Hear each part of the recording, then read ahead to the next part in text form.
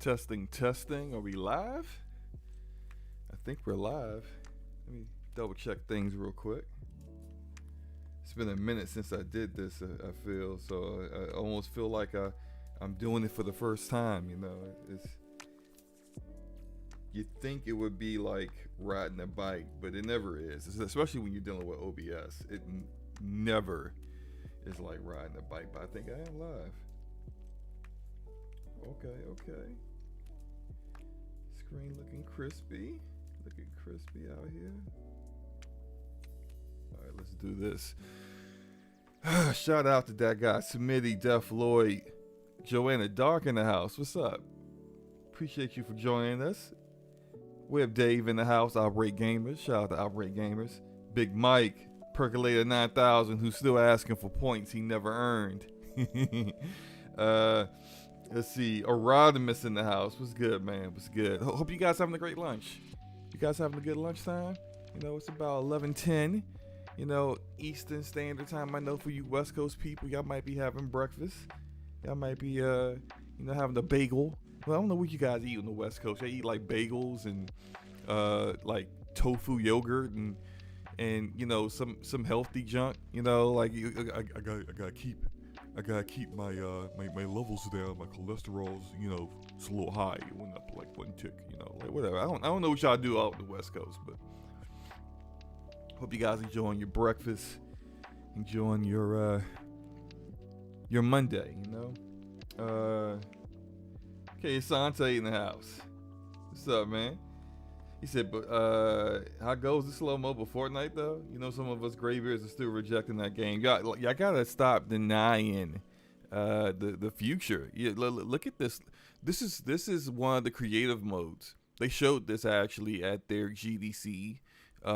Epic did for some of the things that I think this wasn't created by a actual like person of the Fortnite community, but this is possible. You have the tools to do stuff like this, and it's pretty cool. I actually got like footage of about 3 separate creative mode games that are now running on Unreal Engine 5.1. Stuff's amazing, you know. Like I actually kind of feel like I might do something like that at some point. And yes, I am using Doom Guy. That's the I bought that skin. Some people may say I'm a whale. I would say I'm more like a dolphin. You know, I don't buy everything, but when I like something, I get it. Actually, I don't even know if I bought Doom Guy. I think the Doom Guy was a part of. Yes, he was a part of last season's Battle Pass. So I bought the Battle Pass, but I didn't have to buy Doom Guy. So yeah. Anyway, look. Forget about that. Let's talk. It's been a minute. And I know it's been a while since the deadline time with SloMo. Actually, it's been since January. And it's been a while because I've been mulling over different ways creatively to take the channel. I got some ideas, some things that I'm not for certain I want to just go all in on yet, but I want to test them out and see how they work before I decide to go all in on it. So it's a process. It's a process. But I did want to address why I didn't do literally anything last week. And I may have been active on Twitter, and I may have jumped into some of like the people out here who are content creators. I always try to support. So regardless of how I'm feeling, I try to jump in and be supportive for everyone else when they're going live and they're doing their content, because I always like, especially if I rock with you like that, I always want to make sure that I'm at least giving you a follow in the background, or just like another live viewer if I'm not really up to speaking. But I did I was, you may have seen me active, but you haven't seen me actually like live talking. Like I didn't do Brat. We canceled DPS. Me and Forsyth thought it was probably for the best to cancel DPS last Thursday. I didn't do Lucas show either on Saturday, and all of this was because I had a death in the family on last Sunday. Not last Sunday. 2 Sundays ago. My father passed away. And I got that call early Sunday morning. You know how like you get a phone call and it's just way too early in the morning for it to be good news. You know, it was like about 5 in the morning when I got the call, and I'm like wiping the cobwebs out of my eye, and I'm like, why is my mom calling me? And I'm thinking to myself like, this is probably not good news. Now I actually thought it was about my cousin who had a stroke, and I thought like she's been kind of like on life support, and the family's been trying to mull over what to do with her and her health, because she didn't really have any instructions on case of like, if this ever happens to me, this is what you do kind of thing. But it wasn't my cousin, it was my father. My father had passed, and I think my relationship with my father is not unique in the sense that me and him didn't have a relationship. And when I say that's not unique, I think there are a lot of men, not necessarily black men, but just men in general, who don't have great relationships with their father, especially if their father was really not there for the family. And that's my father. My father was not there. And not to really bring this entire stream down, I had to, my mood last week really fluctuated. I went from, being in good spirits to being irrationally angry and pissed off. And I think whenever I look back to, as an adult, my thoughts about my father, who as an adult tried to be a part of my life, but it was just far too late at that point. You grow up, you grow up without someone.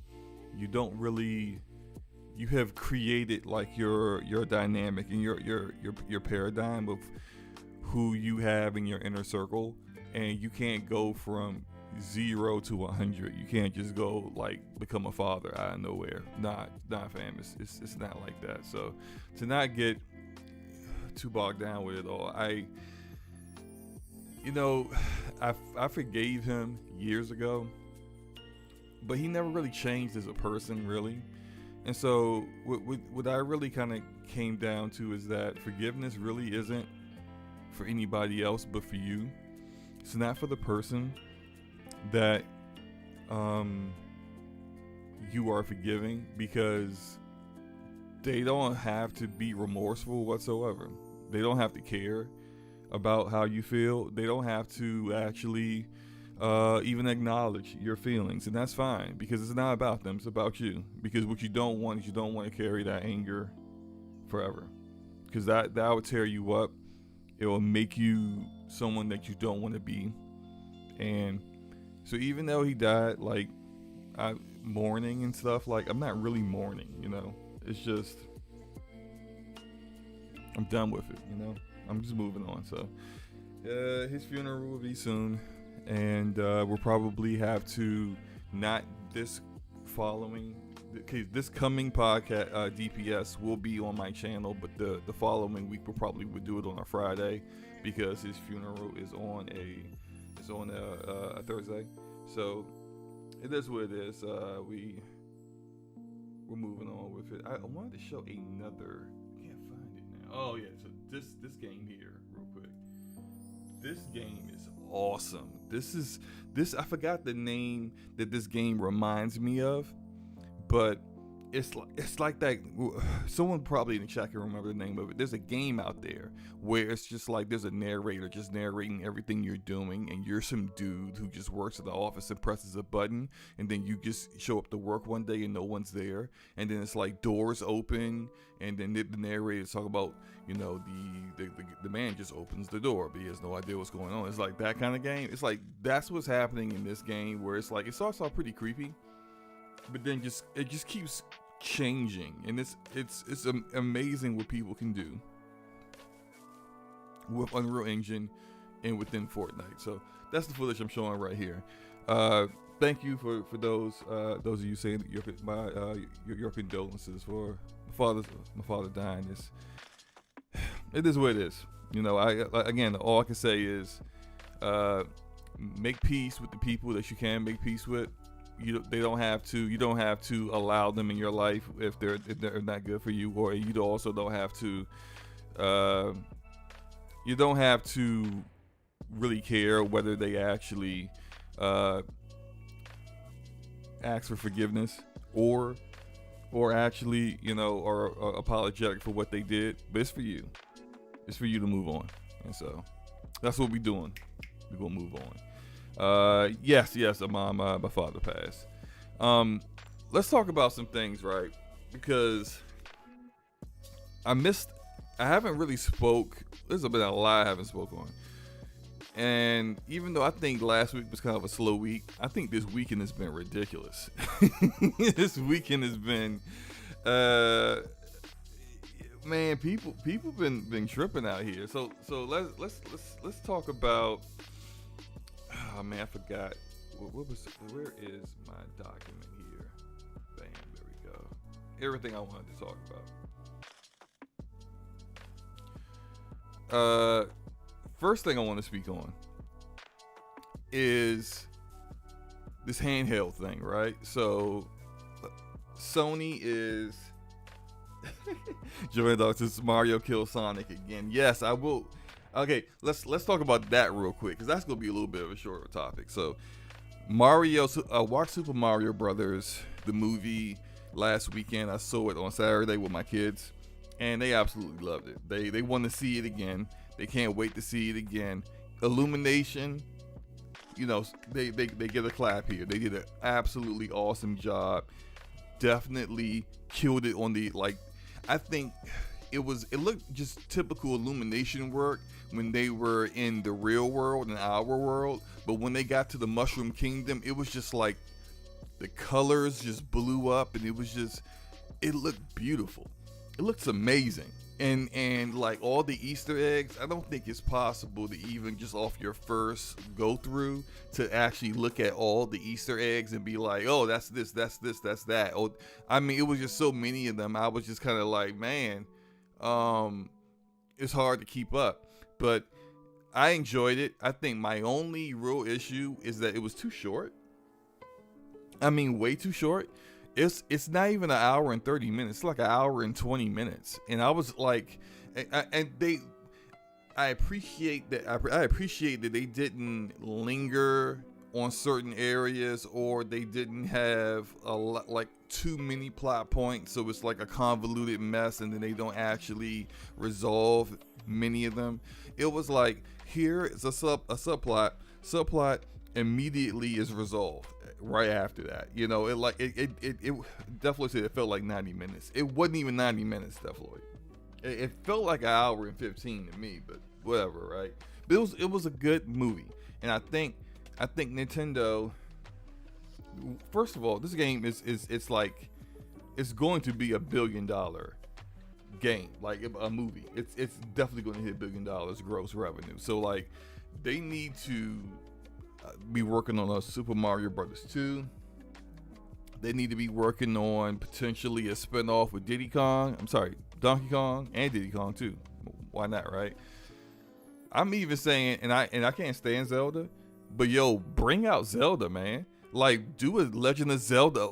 It'll have to be a different vibe, but Illumination could kill that, and you could actually do that really well. I would go see that. Like, they definitely got something here where we see now with that comic books are starting to become stale when it comes to Hollywood basically being bankrupt corruptly. It's not corruptly. Well, they are kind of corrupt, but creatively bankrupt, right? Hollywood sucks at making anything. All they're really good at is adapting what other creative people have already done. I mean, look, I'm not talking about like director styles and the cinematography of it, because clearly they're talented at that. But we're coming up with new ideas. Like, no, they're just remaking old stuff from the 80s and 90s, taking comic books and then adapting that to the new screen so that it seems like they're being creative, but really they're just, taking things that the general audience haven't seen yet, and then putting it in a different form of media. Video games now is that new thing. We see it with Netflix, with Cyberpunk Edge Runners, Arcane from League of Legends. We got The Last of Us with HBO.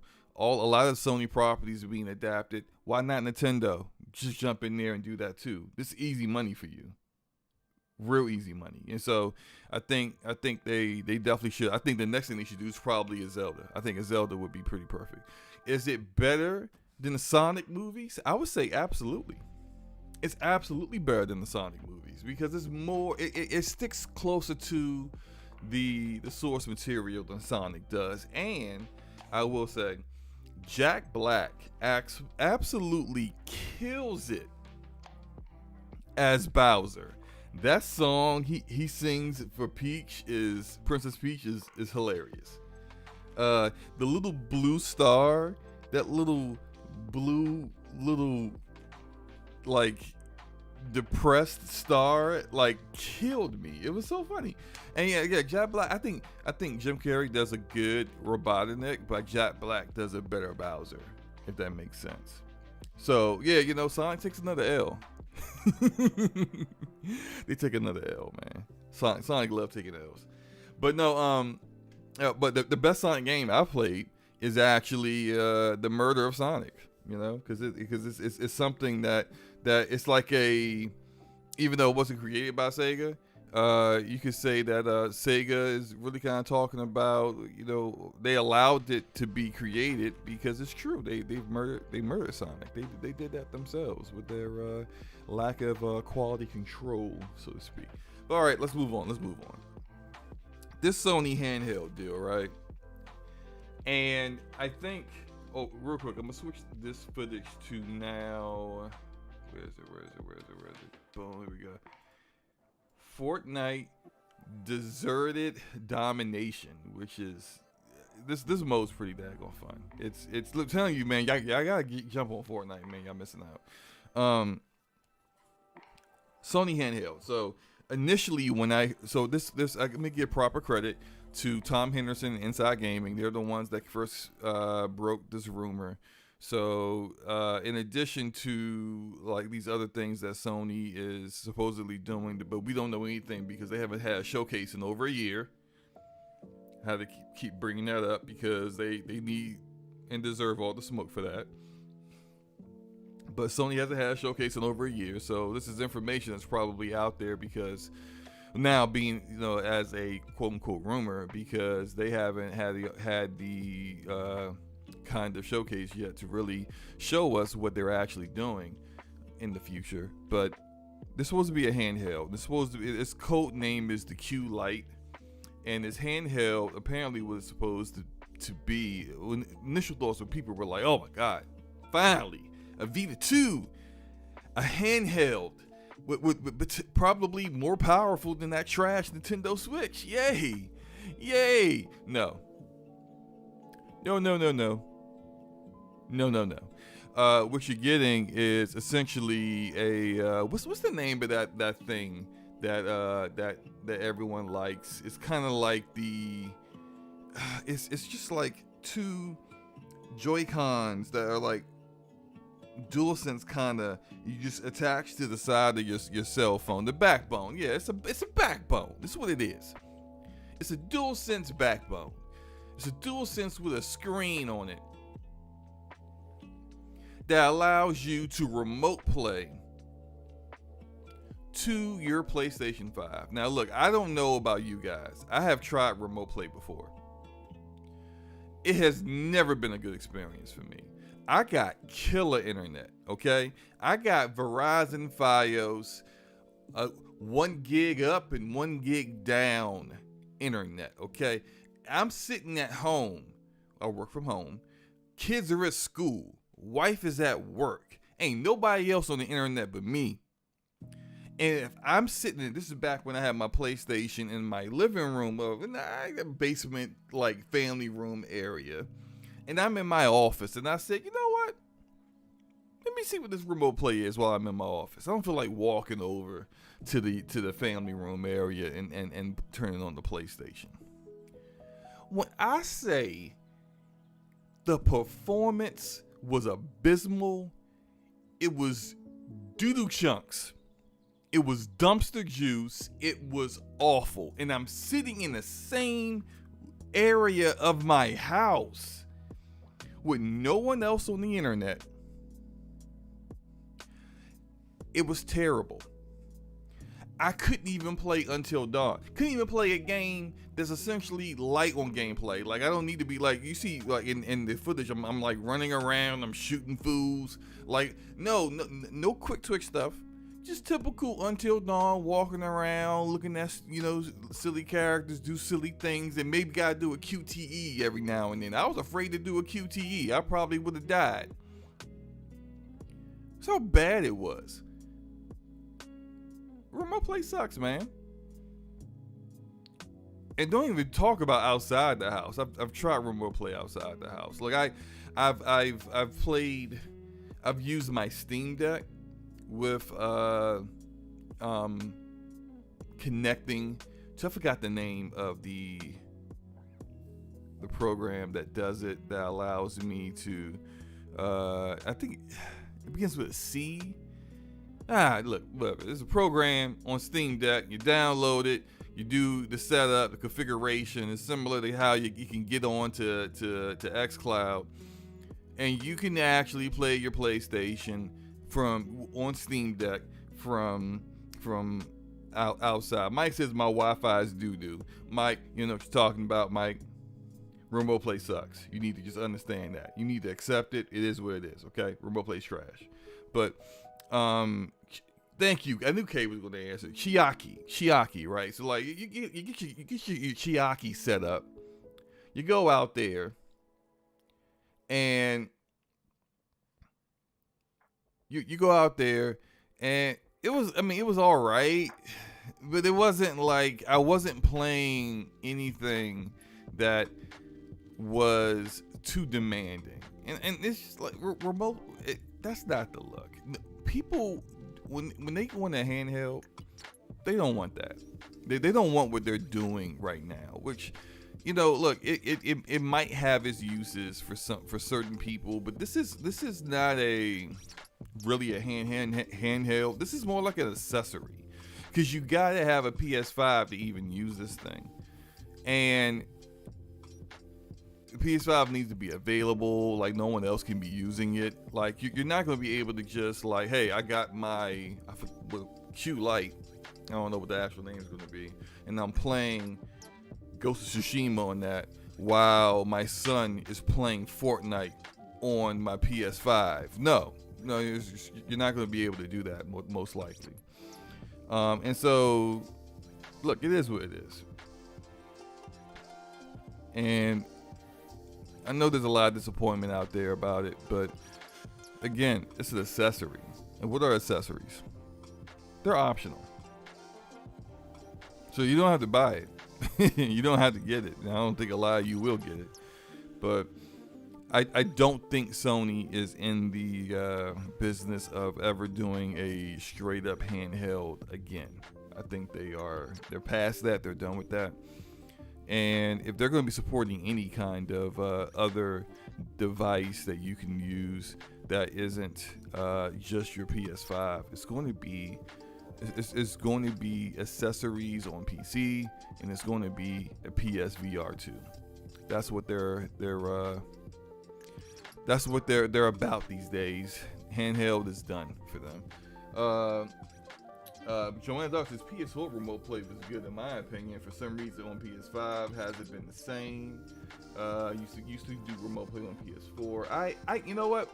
I do recall one time trying remote play on PS4 when I didn't realize it was something that I could use outside of the house. And someone told me I could, and I was like, nah, that's not true. And I just tried it, and it was actually, latency wasn't too bad. It was actually decent. I mean, it wasn't as good as, say, like Google Stadia or something, but it was all right. You know, I don't know what happened with PS5. I don't know. It may be as similar to like how Xbox could allow their DVR capabilities on their Xbox to go to the absolute basement levels from going from Xbox One to Xbox Series. Like, what the heck happened? Because it's broken and it hasn't been fixed yet. It's been 3 years and it still hasn't been fixed. It's still trash. Like, People are still saying for SloMo to have Wi-Fi issues and being a network engineer, that is pretty bad. Y'all don't. The fact that people who don't know anything about networking are trying to tell me I have a Wi-Fi issue because remote play didn't work for me, or it did work, it just wasn't good. The reason why I explained the environment of what was going on when I dealt with it, and the fact that, I didn't explain to you that my actual Verizon router is in my office too, stupid people. Therefore, it clearly could not be a Wi-Fi issue. If I've literally, I'm looking at it right now. It's 6 feet away. At no point is this a Wi-Fi issue. If y'all keep saying this, I wonder if you have an intelligence issue. So, do yourselves a favor, okay? Look, moving on. Like, it's not. It is what it is. Look, if you want it, go get it. Enjoy it, have fun with it. The limited capacity of what it can do, but price wise, its success will be determined by that. Now, I look at. I've heard people say, and I think they're trolling. $400. That's ridiculous money. Okay, absolutely freaking ridiculous. I've heard people say $250, which I think is still too high, but reasonable. If you look at the backbone, the Sony, that thing's I've seen it on Amazon. I got it in my little save for later section because I might get it one day. It's $100. It's been retailed $100 for forever. You look at the DualSense, it's $200.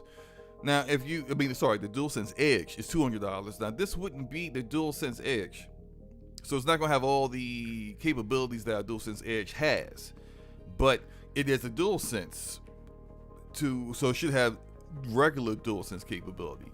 You put those things together, a regular DualSense is what, like $80? I think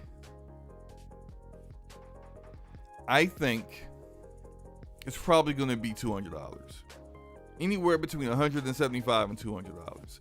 Now, if it looks cool with the capabilities that we know of, it's okay, Rodimus. I'm not being serious here. Calm down. But no, I think if it looks cool and it's appropriately priced, it could be successful because people will look at it like, it don't cost that much, but it also isn't, it's not a bespoke thing. So it's like, all right, well, I can rock with this. But if they make it $250, people are gonna start thinking like, well, I could get the Xbox Series X on sale for that. I could get a cheaper. I could get a Nintendo Switch Lite. I could get a Steam Deck for just $100 more. I don't think people would jump on a price of like $250. If it's $250, it's a fail. And frankly, they just wasted their time, resources, and R&D on something that they could have just been spent that money on something more realistic. But $175 to $200, I think you could convince a significant number of people to jump on it and just have it as something they'll have while they are, they doing something else in the house. They're watching a movie with the kids, but they don't really care about the movie, so they pull out this Q Lite and they're connecting to their PS5 and they're playing something light and not too serious, not like a Call of Duty or something, but just something light. Like, I think it can have its use, but you gotta, like, as limited as it is compared to other handhelds, they can't really expect people to spend much more than that, in my opinion. Kay says, my only issue is without a network connection, the thing turns into a paperweight. They need it to be an Android backed, and I doubt it will be. I definitely doubt that. I don't think that's going to happen at all. Okay, I think that we'll see what happens. We'll see what happens with it, but I think that they have to be realistic with this kind of device, that like it's not going to be something that a ton of people are going to jump on if they can't leave their house, not have to have it directly, like not have it connected to an internet and be able to play things on it. That's severely limited. And for a mobile device, that kind of defeats the purpose of having a mobile device that you can take out of your home and do all kinds of other stuff with. So it is what it is, man. Let's talk about this right here, okay? Let's talk about Redfall real quick. I got a bone to pick with a lot of you bastards about this game, about the discourse about this game over the weekend. A serious bone to pick with y'all. On both sides of the aisle. I got smoke for both sides of y'all. Both sides, because I know the vast majority of y'all don't care about this game and don't want to play it. Whether it be Xbox gamers or PlayStation gamers. I do not think this game is going to really move the needle. I'm still going to play it because I like looters. And I like this style of kind of game. Like I said from the very start, from the very beginning, when they first showed this thing at E3 like 2 years ago, I said from the very beginning, this game reminded me of Borderlands. And I said it before I even saw gameplay. It was based off of the character archetypes and what they showed in that cinematic trailer. And a lot of people was like, no, it's not Borderlands, it's Left 4 Dead. I'm like, how the freak is it Left 4 Dead? You know, have y'all played Left 4 Dead? Left 4 Dead, if you need first of all, you can't play solo in Left 4 Dead. You can play solo in this game. People didn't know that then, but you can. In Left 4 Dead, take this from someone who's got a gazillion hours in that game. If you're by yourself, it's only a matter of time before you're dead. It's only a matter of time before one of those freak zombie mutants with the long tongues, snatches you up and you can't get out. You can't get out on your own. You need another player to shoot the thing or to get you out of that.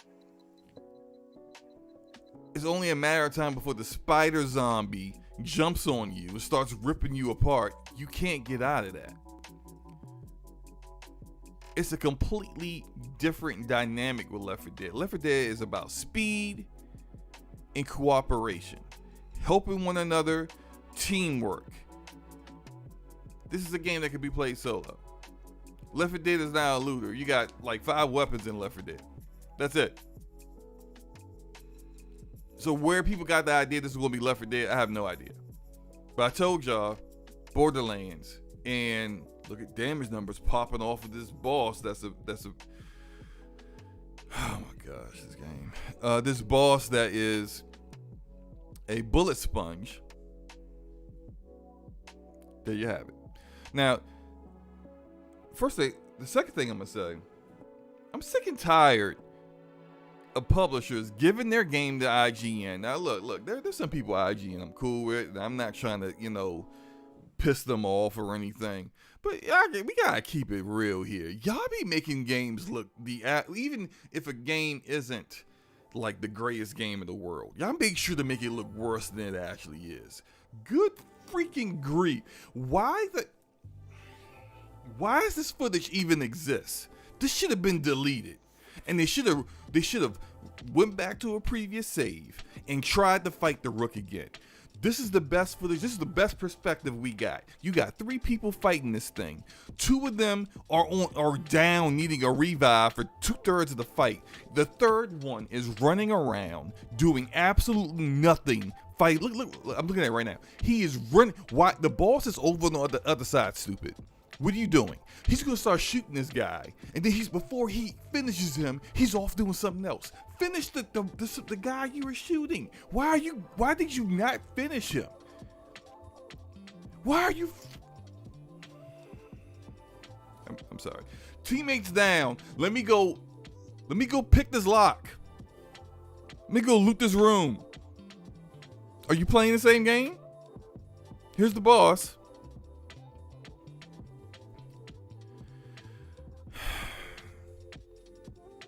What are you doing? What are you throwing? What are you throwing? Your teammates need to be revived. What are you doing? You have 3 med kits and you're not healing yourself. See, whenever you see those cuts like that, that's because he died. So he had 3 med kits. He didn't use them, and he kept getting hit with lightning, and he died. Smart, right? What does that do? The boss is right there by the house. You chose not to shoot him. Oh, maybe you chose not to shoot him because this is what happens when you shoot him. You're shooting all over the place.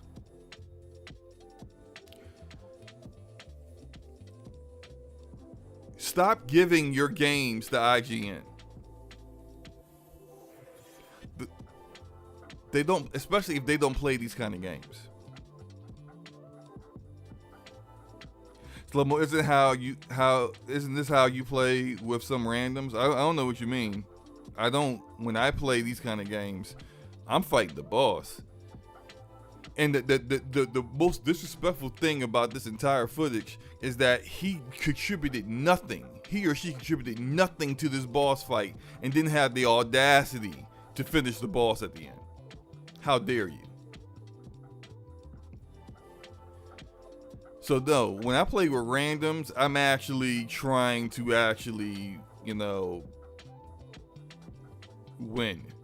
I don't know what the heck this person was doing. That said, I talked to some people who have done the 2 hour of in-game in hand trying the game out. They were flown out to wherever the heck, Texas. I don't know where they're. I mean, this is Arcane Austin, so maybe it was Texas. They were flown out to Texas, played the game, and all of them the people that I spoke to have said the gunplay is serviceable. Not good, not great, serviceable. And frankly, I see what they're talking about. Now, when it comes to Borderlands is the kind of game where the gunplay is good but not great. For some people may even say it's mediocre or just decent. But the strength of Borderlands gameplay isn't the gunplay, because that's not your primary method of dealing damage all the time. So Borderlands probably has the best skill trees that I've ever seen in any kind of game. Forget just looters, any kind of game, period. They have the best skill trees. The diversity that is available to you through their skill trees is by far second to none. I could take Zero from Borderlands 2, for example. I could make him a one-hit kill invisible assassin whose entire build is focused around going invisible, and then every time I kill an enemy with one hit, by the way, which all my melee hits with my sword would do like millions in damage. It extends my invisibility to the fact that like I just killed a whole bunch of enemies and it never saw me coming. T. Harris says, "Did I see Thrash analysis?" I haven't seen Thrash analysis. I'm kind of like trying to get caught up on videos over the weekend. So no, Harris, I haven't seen it. With Borderlands, I could have that kind of Zero, or I could just be a sniper. Like literally, the skill trees are so diverse that I could be play two completely different styles, and that isn't just for Zero. I could take the Axton, the most basic of the soldier, the most basic of Vault Hunters in Borderlands 2, and I can make it so that my turrets are more of a distraction while I do all the damage. Or I could actually have my turrets do all the damage for me, and they just basically wreck everything for me. It literally is up to you how you determine that. And the gunplay is more of like it's the in between your cooldowns and your skill tree and how all that stuff works. Essentially what I'm getting at here is that when it comes to Borderlands is that the gunplay is good enough to not detract from the point of what Gearbox attempted to create with the game, and they succeeded. In addition to that, you have this badass rank where the more you get achievements and stuff and accomplish goals, you're able to put points towards, very similar to say like in Diablo with the Paragon system, where you can put points in to increase certain things, increase swap speed, increase your accuracy, yada yada yada. And so it kind of improves the longer that you play. Now I don't know if those things are present in Redfall. I can't speak towards it. I haven't played it yet. This is also why I'm on the fence of saying I need to play the game. I'm not saying Redfall is trash. I haven't played the game. I don't know how the systems work, and I can't tell how the systems work from this trash gameplay from IGN. But what I can say is that the gunplay, it ain't that great. It's just not. Let's look at. I think there are a lot of people that don't understand what I and other people mean when we say that the gunplay isn't good, because I think, and it's not really like I'm not trying to go in on people. I think it's more of they don't play these kind of games often, so for them seeing good gunplay, they can't tell the difference between good or bad. When it comes to good gunplay, there are certain things that are very, very important. And some of it's a balancing act. But you know the developers that are really good at it, and you know the ones that struggle at it. And Arcane, I think, has never really had to focus on these things because a lot of their games in the past have been stealth-oriented. First-person perspective, and then, you got some with guns like Deathloop, and you could say Prey to a degree, but it's never been their focus, right? And so because it's not their focus, they haven't had to learn what other developers have had to learn in developing good gunplay over the years. You got Bungie. I mean, look, you can even say 343 is a great example of this. Their gunplay was,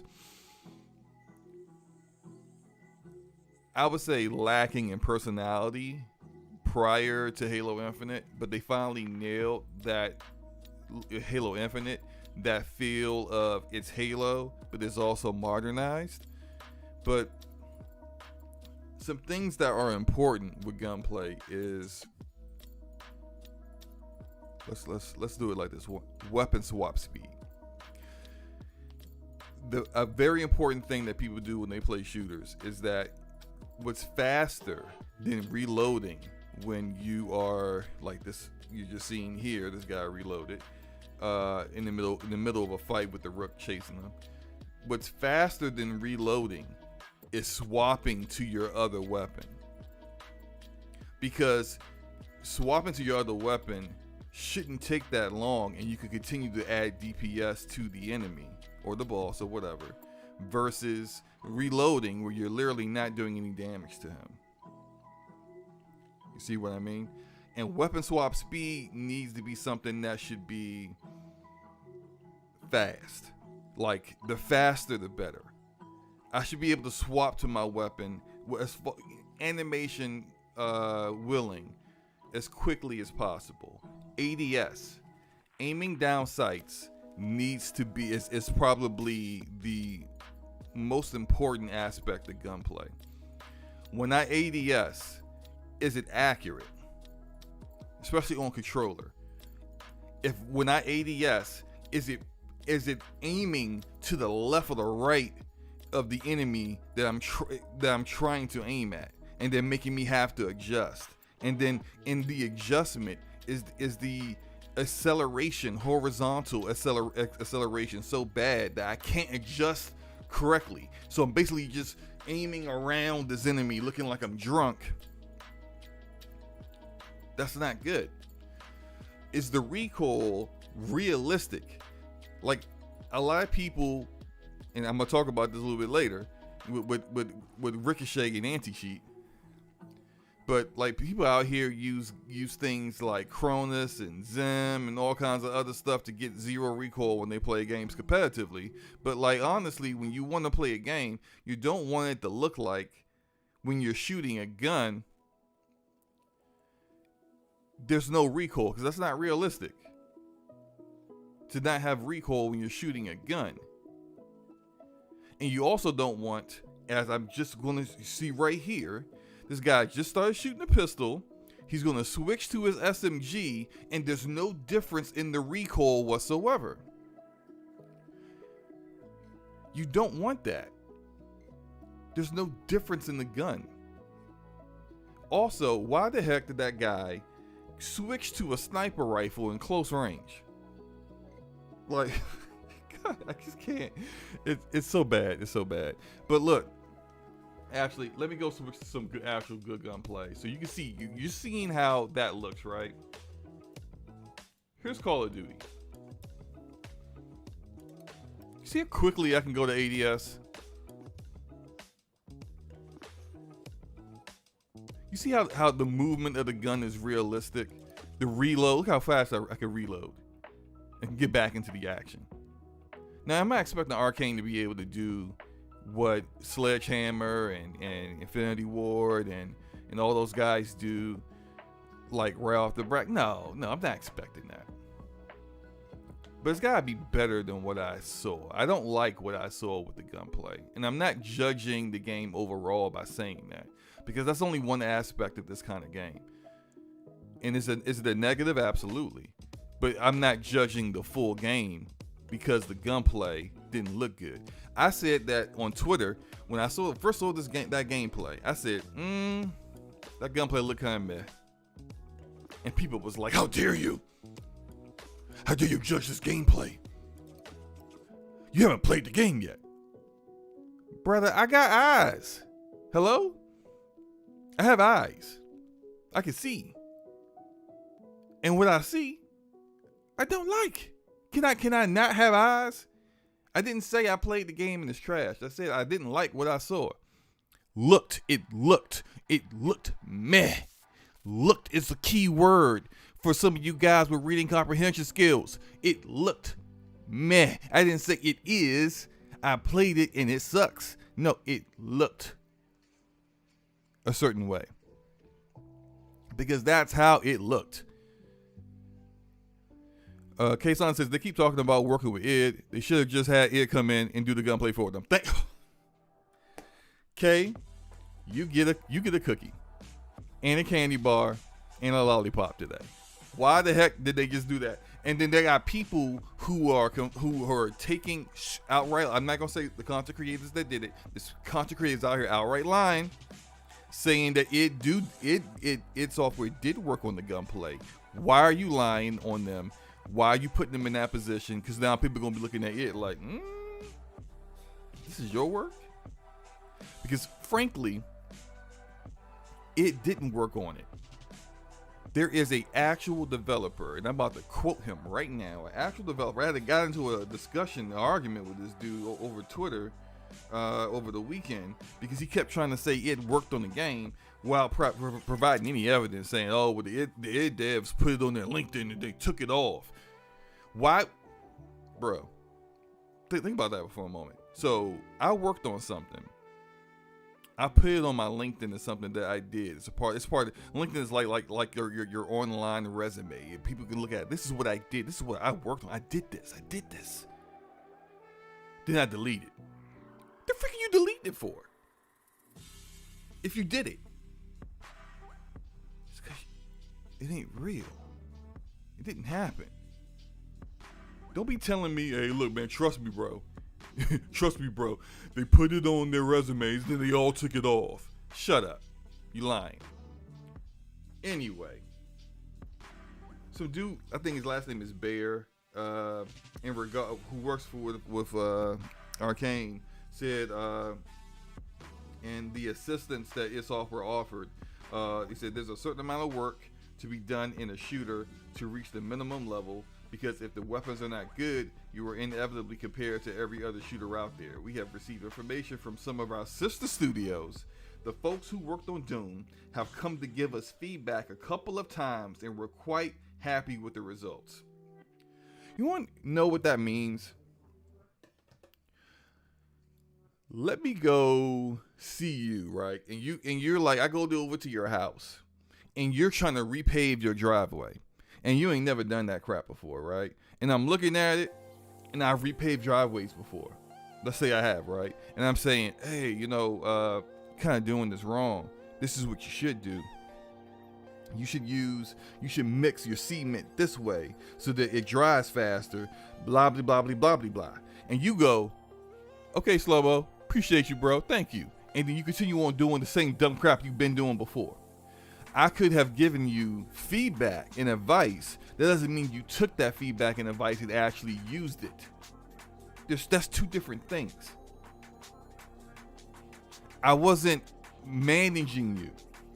I didn't tell you, hey, this is how to do this. Now do it exactly how I said it. And if you do it wrong, I'll make you do it again. They didn't do that either. They came in, they looked at it and said, hey, yo, this sucks. Here's how to make it better. That doesn't mean it's better.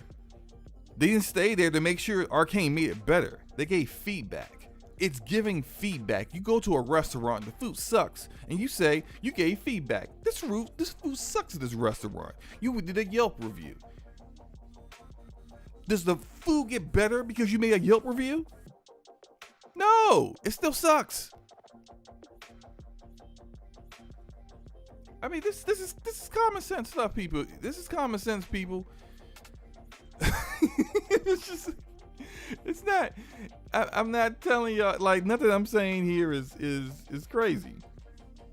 Sydney says, well, he didn't say anything in that quote. He said they gave feedback. That's what he said in the quote. He didn't say they did the work. He said its software gave feedback. That's all he said.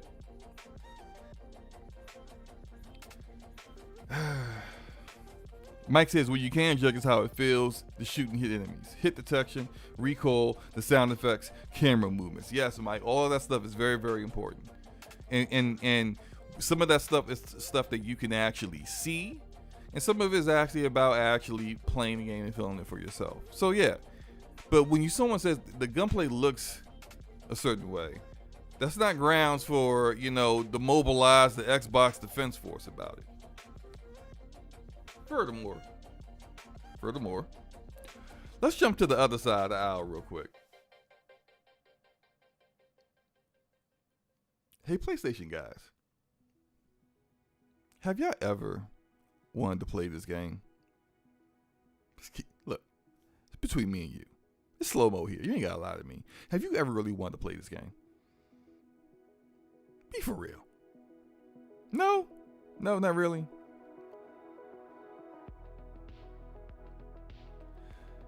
Then why y'all saying the game trash already? Already said it's trash. Y'all ain't played it yet. I'm sorry. What month is it? It's April 10th. It ain't May yet. So some of y'all that had, like, oddly, the complete opposite reaction about Forspoken.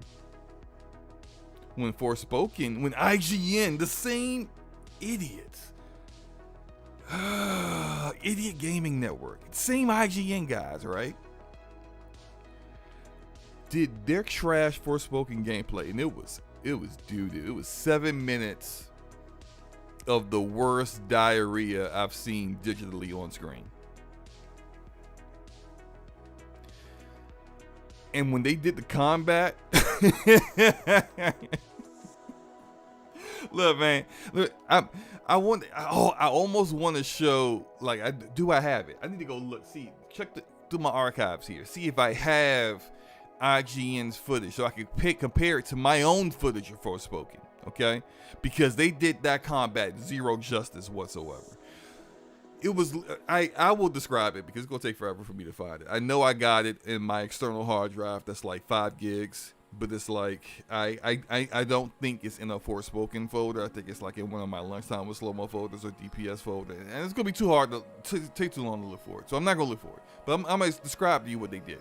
You ever seen Ring Around the Rosie or like Tag? That's what was going on. They had Frey out here just running in a circle, just running in one big circle from literally like the ads, like the easiest enemies in the game to beat, running in one big circle and then occasionally throwing up a spell. It looked awful because they didn't know what they was doing as usual. But you actually play the game and it's very dynamic. It's a lot of over the top parkour work going on. It's great. The combat's great. I love it. I really, that's the only reason I'm still playing the game, honestly.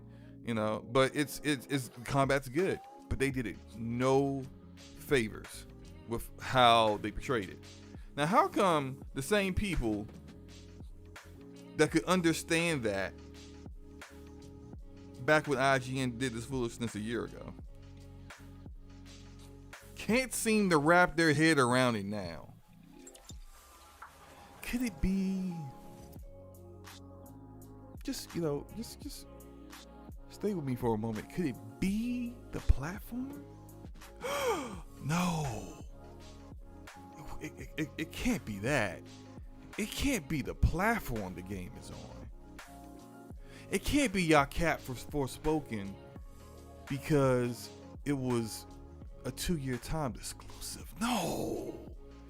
It can't be that y'all treating Redfall the complete opposite because it's only on X. No. Look, clearly everyone has preferences, but you guys couldn't be this obviously hypocritical, right?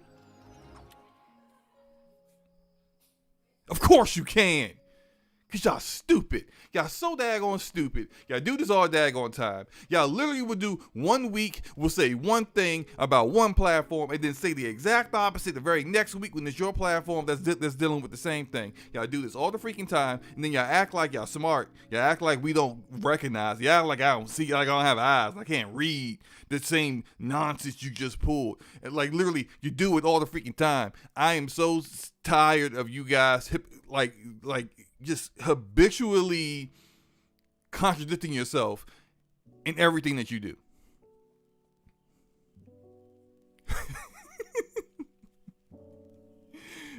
It's ridiculous, man. Get out of here, bro. Like, come on now. So look, closing thoughts on Redfall. I think this game it's going to come back to what my original thoughts were about this game from the very start. I'm not going to say, hey, SloMo's right again, but I'm just going to say that like this is kind of a looter kind of game, and not strictly a looter, but the kind of game that it wasn't going to appeal to a lot of people anyway. Like I like looters, and so there are going to be people who are into those kind of games. The same reason why not everyone's into Destiny, and everyone's into the Division. That's not everyone like y'all know my taste. I like the Anthem. So look, I'm willing to deal with the weaknesses. I like, and this is a different kind of genre, but I like Bleeding Edge. It's a hero shooter. It had all kinds of problems. It's too slow. The maps are too big. The characters is butt ugly. All the kind of things that you don't want to have a hero shooter having to deal with, but it had those things. But I enjoyed playing the game because it was fun. And I'm going to play Redfall. I did put in to get potentially a review code because I will review the game. They're very. I don't do many reviews, and if you look at the playlist for reviews on my channel, I've probably got like 5. I think I've evolved my process of doing reviews with Elden Ring, where if I do a review of a game, it's going to be very, very thorough. It's going to be comprehensive. It's going to hit a lot of topics in every aspect of a video game. So my review, even if I get a review copy, I probably would miss embargo because I would definitely be maxing out characters, trying every single character,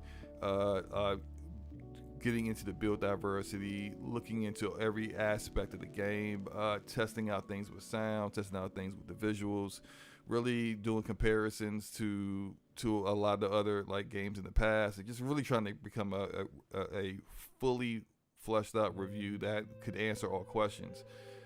That's the kind of review that I like to do now. So I would like to do a review on this game. Would I get a code? Who knows? And if I don't get a code, then that comprehensive review will take even longer to come out. But all that said, I'm still interested in playing the game. But I just look at that. I've been looking at like this past weekend, and when I have felt I wanted to go live despite like the personal things going on in my life, and I just like my level of anger that has nothing to do with any of this stuff in the community would have had me saying all kinds of stuff that that y'all would not have appreciated. Miko says, I just played through Outriders solo simply because the combat was satisfying. The premise of Redfall is interesting, but the gameplay isn't selling me on it, unfortunately. And I say, Miko, if that remains true when the game comes out and the gameplay does not really sing to you, you probably won't play this solo the way you play Outriders solo. Okay? I think good gameplay will always make someone play a game, whether it is whether they're playing with friends or not. And I think that I think that is that's something that remains true and consistent regardless of the kind of game or genre or the gamer. Now, Kay says, imagine the reviewer really putting the game through his paces. What a novel concept. I know, right? You know, instead, like, some of these reviewers don't even finish the game. They're just like, finish the game. Well, why would the heck would I want to do that, right? Oh, you know what? I should probably go back to more footage of Call of Duty, honestly, because this is about Call of Duty. Ricochet has come out with anti-cheat for Call of Duty, and Ricochet is Ricochet's always done that. They've always had anti-cheat for it. Not always, but this is not like it's new or anything. But what is new is that they now say that they can detect when a controller user, whether they're on PC or console, is using a Cronus, which is a device that you can add macros to. In this device, you can put profiles in with macros that allow you to modify the way the game is played outside of the game. And prior to now, console players have enjoyed always pretending like the PC gamers are the only people that's cheating in games, when console guys have been cheating, just not actually getting detected for it, because their method of cheating and today is today's first-person shooter scene is using stuff like Cronus, and it's got to the point even now, like it's so bad with Destiny, the Cronus use, that I saw a couple of content creators talking about like the meta no longer is controller versus PC, but Cronus versus mods or Cronus versus Zim, and which is something that they're not detecting. So Ricochet is only detecting Cronus. They're not detecting the Zim, which does something similar. They're also not detecting Strike Pack, I think it's called, which also does something similar. So like, there's all these devices out here that are just designed for cheating, and it's difficult to determine sometimes who is cheating. But if you, I do like in Call of Duty, right, is that Call of Duty gives you a kill cam, and you can see the person kill you, and then when you see them using a gun that has a ridiculously high recoil, but when they shot you, it got 0 recoil. You're like, tuning the attachments to this gun can't get you that level of 0 recoil, sir. I know what you did there. And so it's Ricochet can now detect it. And they even have a screen. They show the screenshot of like what would happen if someone is detected to have it and they get blocked from using it. My opinion, after this news came out, I kind of felt like I saw a decrease in the number of people that were basically like zeroing me out out of nowhere. But I kind of felt like that was short-lived. And I think when it comes down to this, it's I think the effort should always be there, and I appreciate the initiative to always keep and push against this. But it's kind of a cat and mouse game, and the cat in this situation never wins, or has a hard time winning, because these services, the people are spending a lot of money, and there are hundreds of thousands of people buying these devices, where they be $60, $70, $90, and it's now a business to make this stuff and sell it under the guise that it's just hey, if you want to play on your PlayStation with the Xbox controller, why don't you get our little device here? Yeah, okay, that's what you claim it's about. We know what it's really about, sir. You just don't want to actually market that that's what you're doing. But when it comes down to it, they're going to find a way around what Ricochet is doing, and then Ricochet will find another way to detect them again, and so on and so forth. But I think that the majority of the time, what you're going to get is you're still going to get these people cheating. It's unfortunate. I can't stand it. I don't see the purpose in it. Get good is my motto here. What I use is an Xbox Series Elite controller. I use one paddle, and and even in Call of Duty, I use that paddle just the mantle and melee. That's about it. And that's pretty much the same thing I do with Halo. I use the paddle to do melee, and I took the melee off my thumbstick because I'm way too aggressive on the right thumbstick, and I end up meleeing by accident while I'm shooting at people.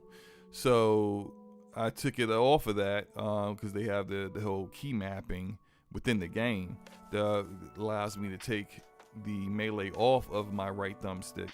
But that's just me. Everyone's different in how they play a game and how they play shooters, and what makes them comfortable, and that's what's important. What makes you comfortable when you play the game.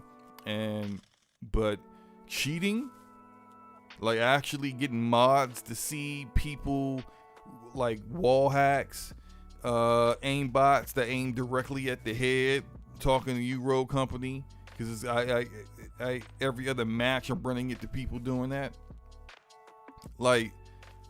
Nah, you just a loser, bro. You suck. You're trash, and you suck so bad that you really believe you can't get good, so you just choose to cheat to try to make up for that. And you're a loser for life, man. If you do those kind of things, it is what it is. So yeah, that's Ricochet. What else? Did the handheld. This is some of the stuff I had here I wanted to talk about. So Quantum Break was removed from Game Pass.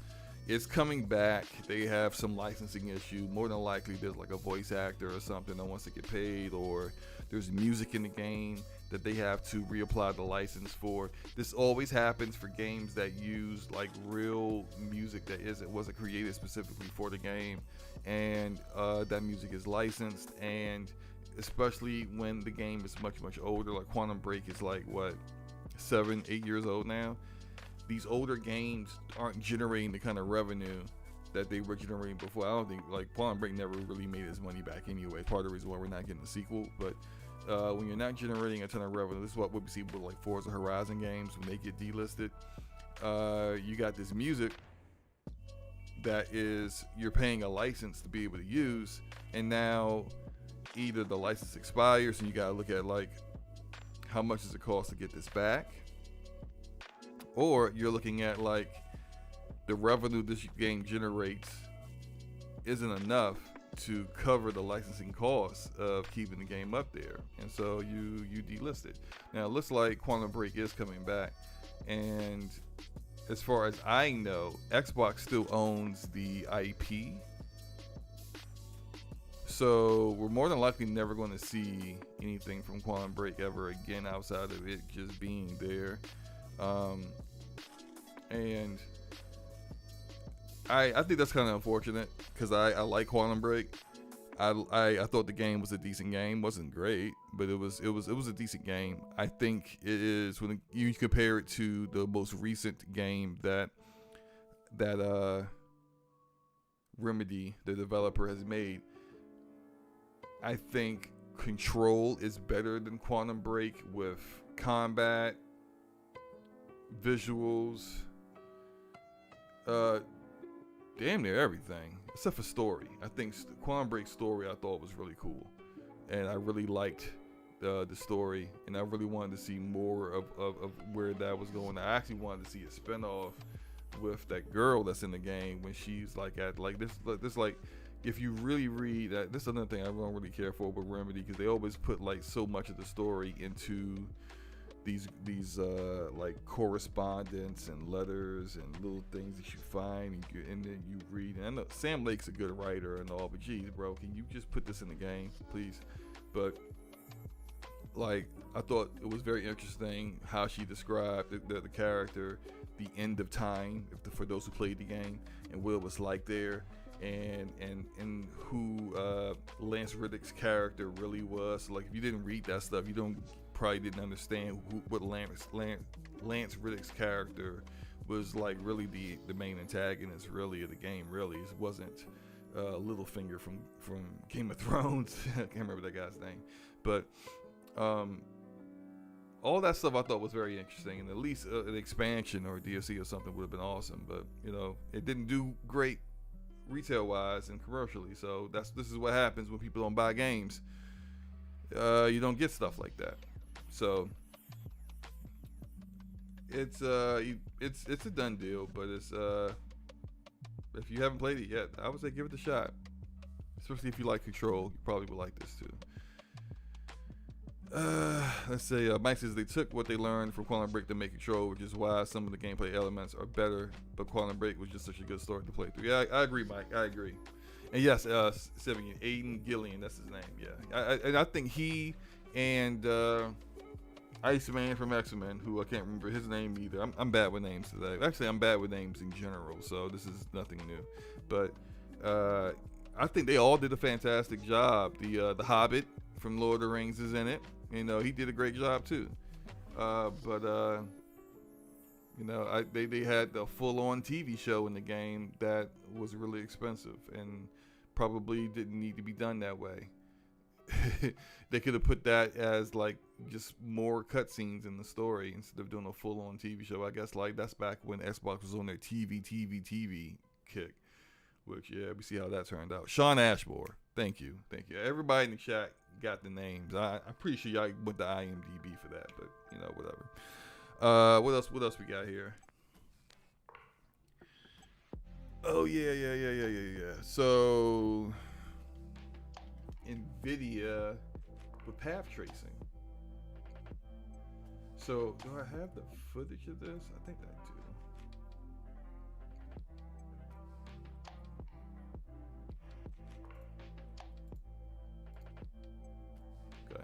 So, NVIDIA revealed path tracing that is now being implemented. I think it's live now in Cyberpunk 2077 on PC. This path tracing is like the next evolution of ray tracing to simplify it for you guys. Freaking path tracing is so demanding that a 4090, the most powerful GPU in the entire world, can only run Cyberpunk at 16 frames per second with path tracing enabled.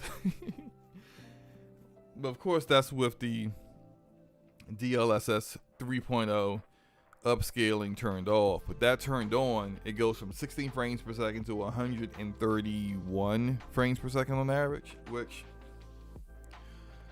although that's great for those who have a 4090, we gotta be realistic in in reality here.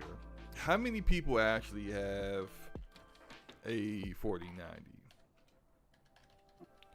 And so if you look at the latest Steam hardware survey,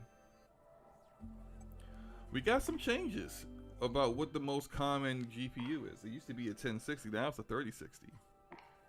The 10% of the, and I think it's probably due to laptops, is the adoption of laptops that have 3060s in them as well.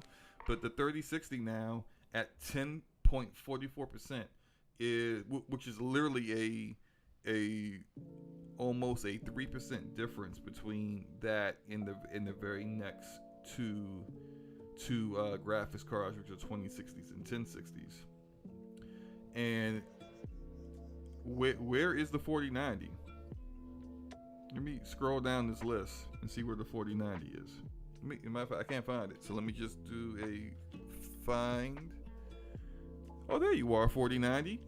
0.25% of PC gamers have a 4090. That's not even close to 1%. So less than 9. So we're talking 99.75% of PC gamers don't have a 4090. So they can't enjoy Cyberpunk 2077 with path tracing on. Instead, the majority have a 3060, which is a decent card. But that's a card that's for majority like 1440p gaming and 1080p gaming.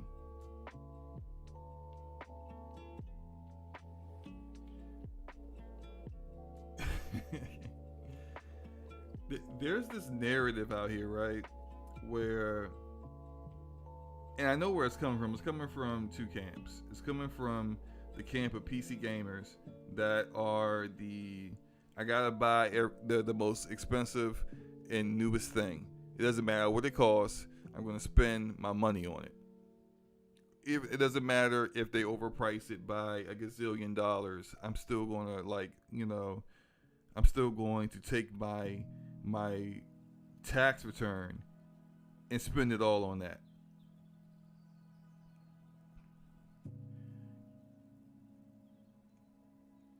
That doesn't make any sense to me, but it's your money. You do what you want with it. I'm the kind of person that I'm not spending more than $1,000 on my GPU, and I never will. Which is the way I like when I got my 3080 Ti. It was after Nvidia had severely discounted the 3000 series cards in lieu of the 4000 series cards coming out. So when that happened, the 3090 Ti went down from $2,000 to $1,100.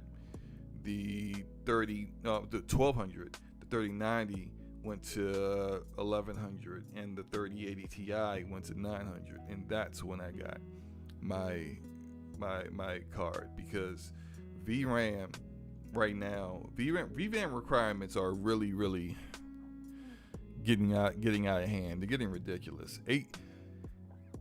Part of this is Nvidia's fault for continuing to push 8 gigabyte VRAM cards when they needed to be gone. But now it seems like if you want to play a game at 1440p max settings, you need to have 10 gigs of VRAM.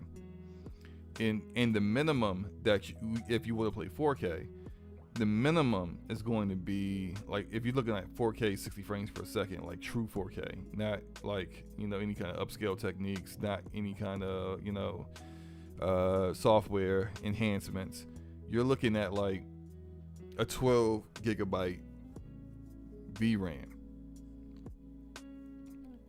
And so Ramon says you don't know how much those cost. I know they cost more, in other areas, but for me, I'm just that's just how I am personally. I'm not going to spend, especially when I'm looking at probably upgrading my. I'm probably going to build a new PC in another 2 years. So when I build my next PC, I'm mulling it over. I might do water cooling. Liquid cooling. I might go that route. I like air cooling more than liquid, but you can't deny the performance differences was as far as cooling your CPU, but I'm probably definitely going to be getting a new GPU when I do that as well. I just built a whole new PC. But that's off topic. The other side of it is, and talk about like The Last of Us Part 1, for example. And do I have gameplay recorded? Let's see. The Last of Us.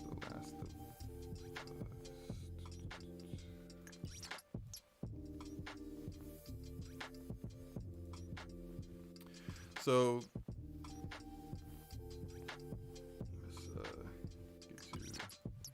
there we go. So The Last of Us Part 1. It's interesting seeing the narratives about this game, because people willingly ignore complete, like, it's, how is it? The game's not finished. This is an unfinished game that came out. If PlayStation were to release an unfinished game, and as a PC gamer, we all should feel disrespected, because PlayStation, Naughty Dog would not release an unfinished game on PlayStation, but they felt, hey, we're going to try to capitalize on the TV show, so let's try to get within weeks of the TV show ending this poured out on PC. Is it ready? No. Are the shadows incomplete? Yep. Have we been able to correctly nail down the way textures are supposed to look on bricks and in the environment on every preset of settings? Nope. Is the Ultra no different than the high preset? Yep. There are portions of the PS5 version that still in certain areas look better than this version running on vastly superior hardware? Yep. What the freak? Why are you releasing it? And the CPU requirements are ridiculous. Why did you release a bugged version of Oodle data compression? And that's why it took for some people longer than their refund period on Steam to even load the shaders.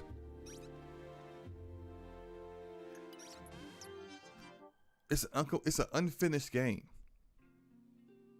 But yet, even though it's an unfinished game, people are trying to use this game as the benchmark of whether you have a obsolete or outdated PC or not.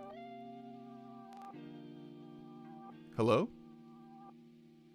Why are we using unfinished games as this benchmark? Everyone acknowledges they only released it when they released it because they were trying to take advantage of the TV show. It wasn't ready. You got a developer, Naughty Dog, who's never worked on this kind of game with this kind of APIs on DirectX 12. I have no idea why they didn't just use Vulkan, which is what they developed the original game on PlayStation. You got Iron Galaxy, who suck at making ports to PC. Why are you working with them? I understand that your top studio for this kind of work, Nixus, is completely bottlenecked with all kinds of stuff. But can't you get somebody else? Why go to the studio that did the Arkham Knight port? And look, the port they did last year, they did Uncharted, the Legacy of Thieves collection on PC last year. Riddled with bugs, and some of the same issues that I see with this one, where the Ultra preset is an Ultra. There's no difference between medium, high, and Ultra preset on the Uncharted collection. The level of detail and the distance of detail is shorter on PC than it is on PlayStation 5.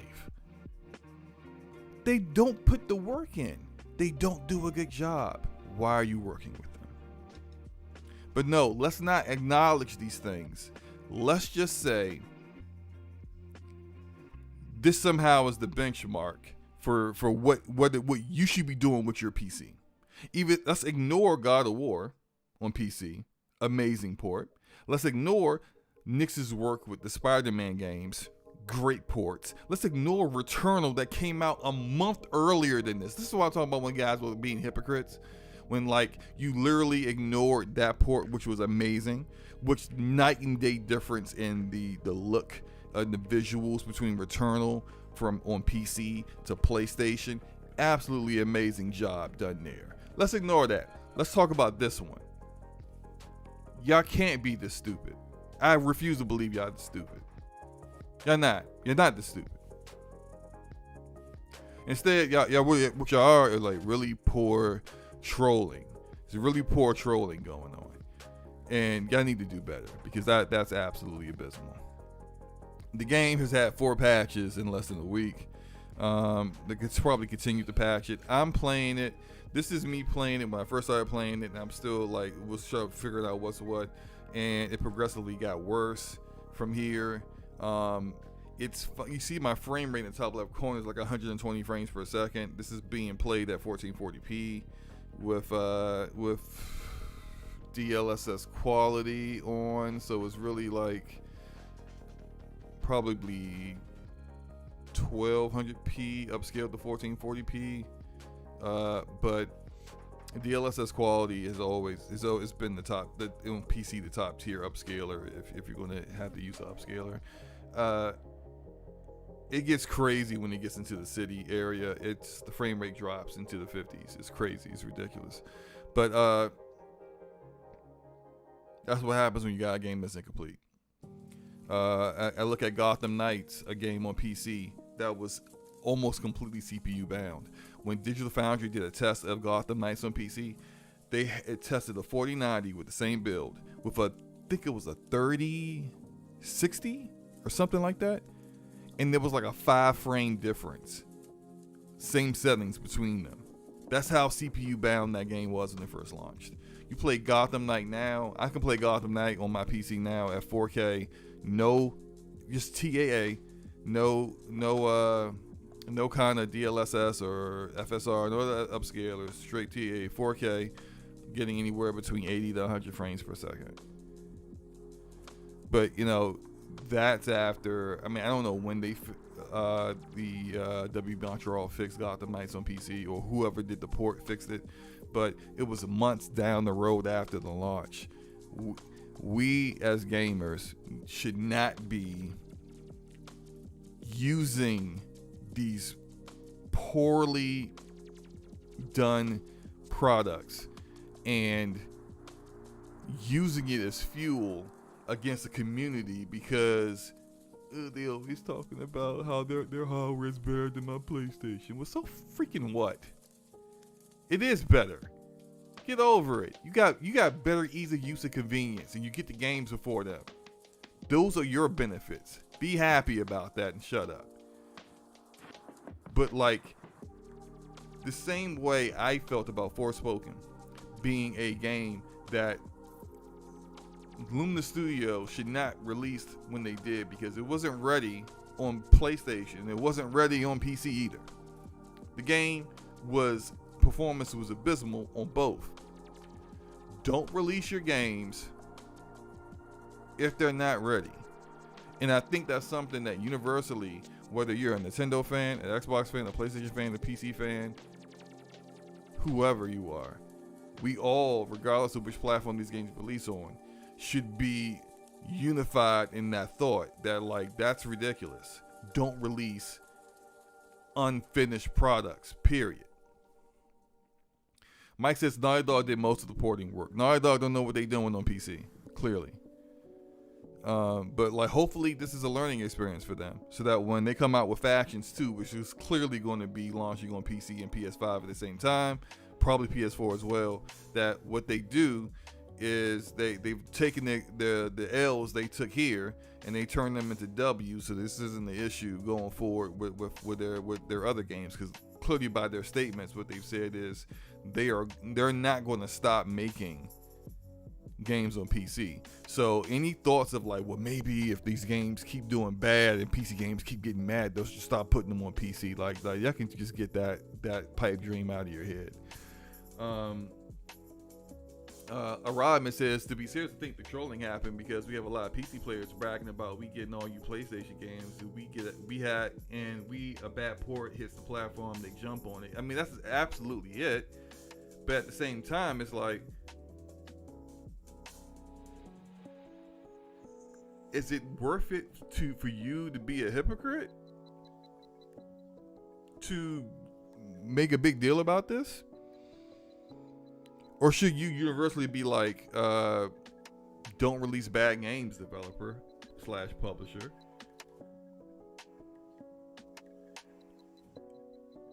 I would hate for that to be adopted on the PlayStation side of things. Ramon says, to be fair, SloMo, console zealots say that because PC zealots constantly nose in and denigrate the console experience as trash. They're all ridiculous. Look, I make joke with you guys from time to time, but I'm not one of these like, I have a i9 13900K CPU. I have a 4090 that I spent $3,000 on. I don't care. I've got 64 gigs of RAM. I've got a DRR5 NVMe SSD.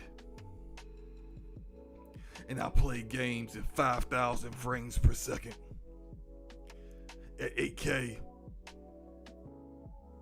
And your console, I literally use your console to prop up my monitor.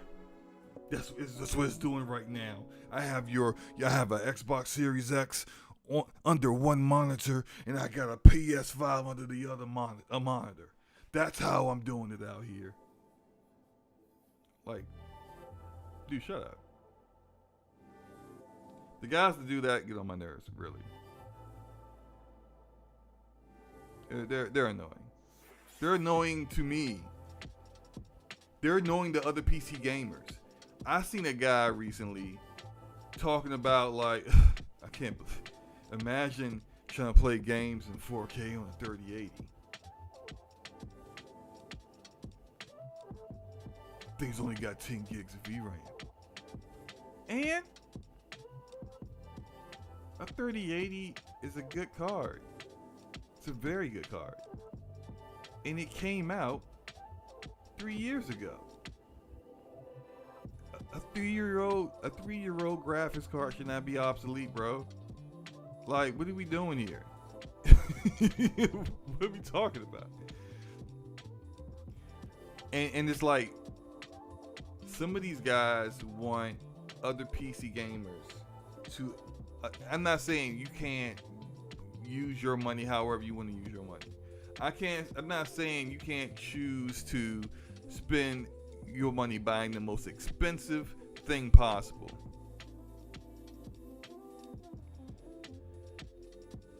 Erodimus, my last topic is Joseph Staten, so that's why Erodimus. It's been a 2-week-old topic because I ain't had much. I ain't been around to do stuff, so deal with it. But what to finish this up, like, you can't expect other people to value the same things that you value, especially on PC, where PC is about being open. Like, the biggest benefits to PC gaming isn't my frame rates. It is my versatility, my ability to play the game however I want to play it. And if there's a problem in the game, or there's something that's not right and the developer's taking too long to fix it, you got mods out here who will take care of it. We got people out here in the PC community that are adding DLSS in games where AMD has used their marketing and to force developers to not put DLSS in the game, even though DLSS is superior to FSR, AMD's upscaler. And there are people who have created mods for you to be able to get DLSS in the game. That's amazing. That's what PC game is about, man. It's not about trying to win talking points against console gamers about something that they don't really care about anyway. So, whatever. All right. Since Rob has brought it up, let's finish this up by talking about Halo. And so, Joseph Staten is out. And not out, just out of 343. He's out of Xbox, period. He's done. And so this was announced last week, I think, sometime last week. Joseph, he hasn't announced where he's going. There are people out here. There are people out here who think this is a nothing burger. I would disagree. I think this is partially due to him being forced out of 343. No one's going to tell me that Joseph Staten completed what he sought out to do with 343. This man came in as a consultant after Craig. After we saw Craig.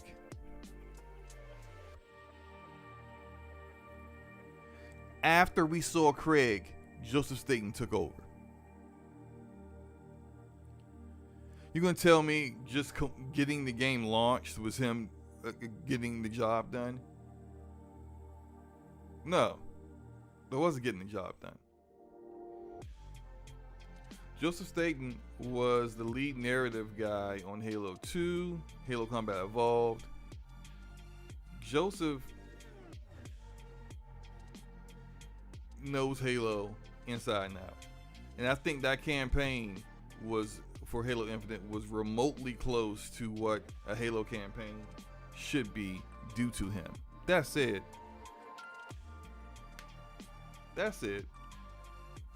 he didn't write the story from start. He had to kind of remix what was already there because they didn't have the time.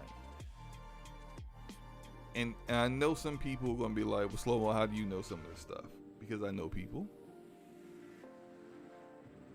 There's some things that I know about what happened. I know that he wanted another delay, and he didn't get another delay. That game should have came out last fall. And it would have been content rich like a Halo game should have been. And maybe it could have had a campaign that wasn't just a remix of what was already there. Now, that's not saying I don't think Pierre can turn things around. I think Pierre can actually get that done. But what I am saying is that Joseph Staten basically took an L for what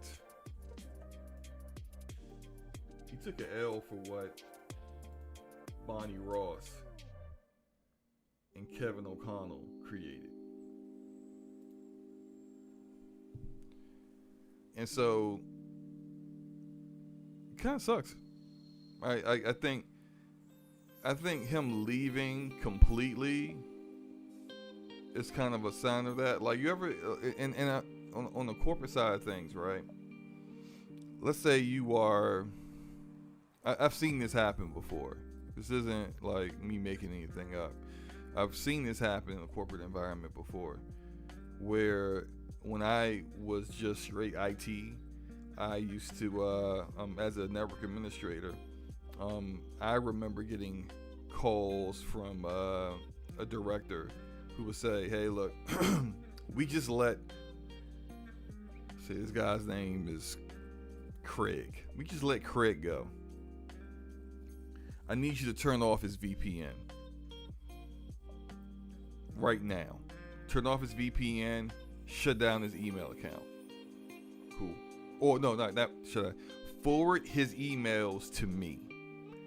So set up email forwarding where any email that's sent to him will go directly to me, and I'll address, the people that he was speaking to. Cool. But also, Craig's not leaving right away.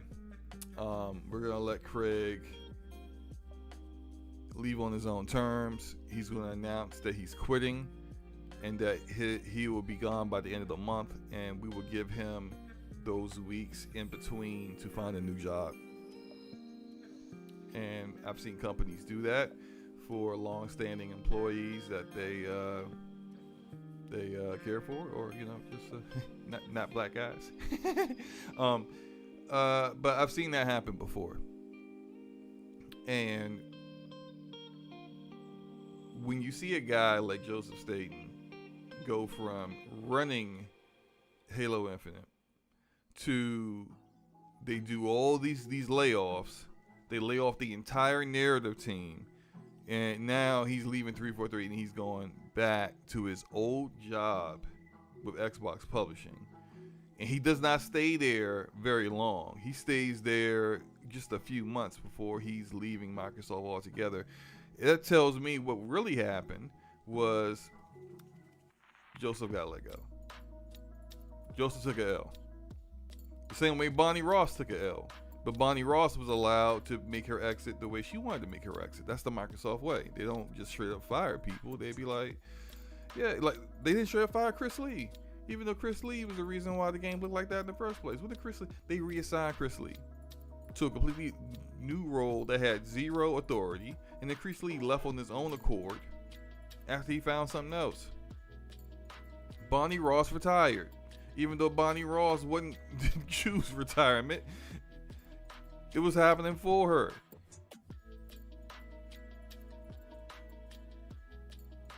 It is what it is. And so he was let go, but he was allowed to save face so that he can get on somewhere else. It's not personal, but it's professional. It's not personal. But we don't want you to, not be able to. I'm not saying this is Joseph. I think Joseph is probably fairly well off. But you got some companies out here that they like the person, but the person they don't feel is right for the role anymore, or someone has to take an L for this, and it's going to be you. And in that case, we're going to make sure you're good to go on the way out. And by making sure you're good to go, we're going to allow you to leave on your own. Say you quit. You want to try a new experience. You want to try a new adventure. Whatever. Yeah, phrase it however you want, right? No, Bonnie didn't own the studio. She just founded it. 343 has always been owned by Microsoft. But no, phrase it however you want to phrase it. And then when you leave, you can get on somewhere else, but you can't stay here anymore.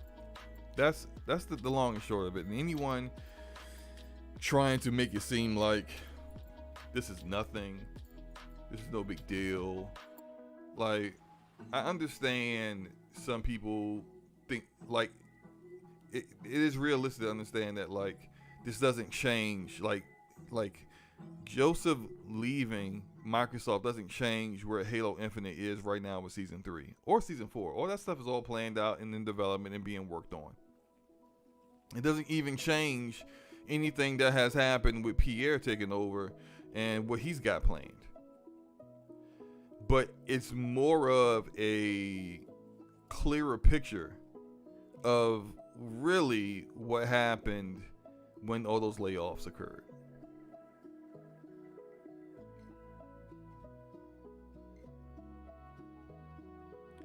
So, yeah, that's it. I thought about what games I want to play. Excuse me. Oh my gosh, how long have I been live? Almost 2 hours? Almost 2 hours, huh? All right, let's see what game I want to play.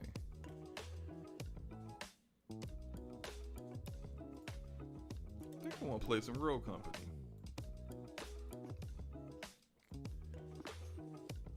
Wait, I need to minimize this. What?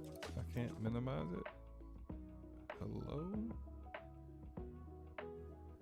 Give me a second. Why is this not? There it is. Freaking OBS, man.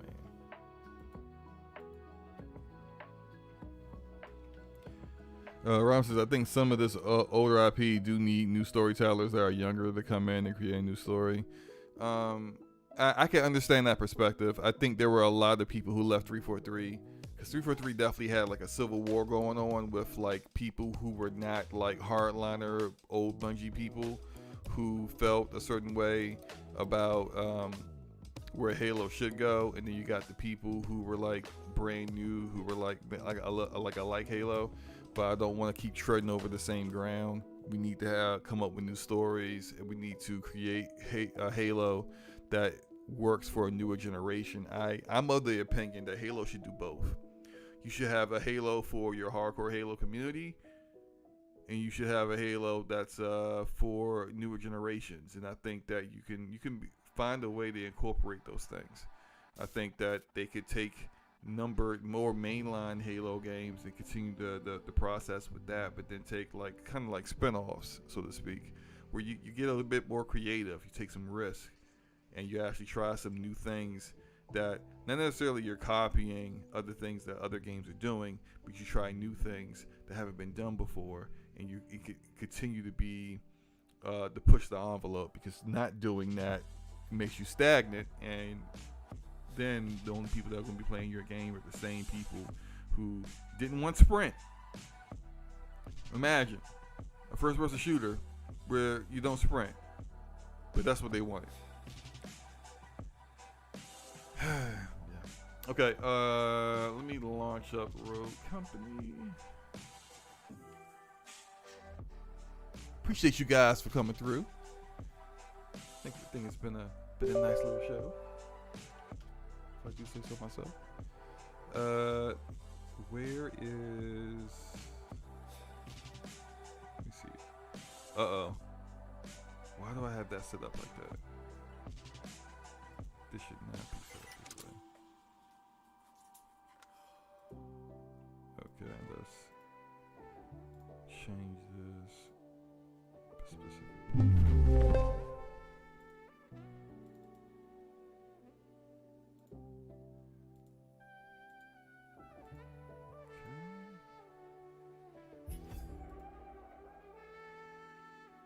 Hey yo, why is it not showing anything?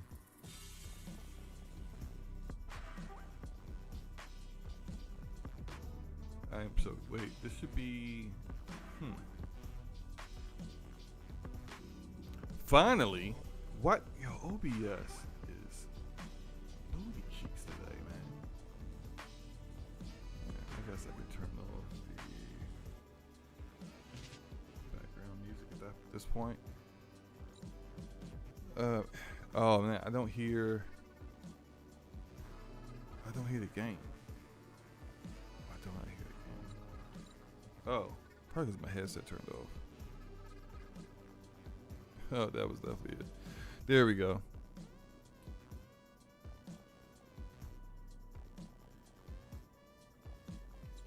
Alright, what do I not want to do?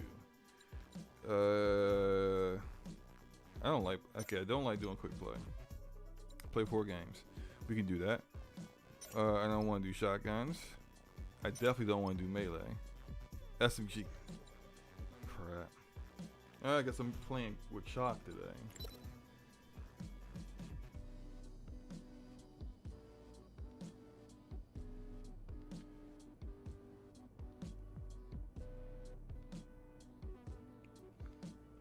What games have you guys been playing over the weekend?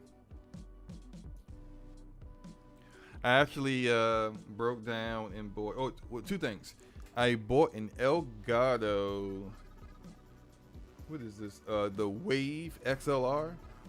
I haven't used it yet. I haven't I haven't taken it out of the box, and because it's got I'm trying to make things a bit more streamlined, where I'm taking some of the pressure off of OBS to make sure that certain things like levels and noise compression and noise gates and stuff are done correctly without those things getting screwed up in OBS for some reason.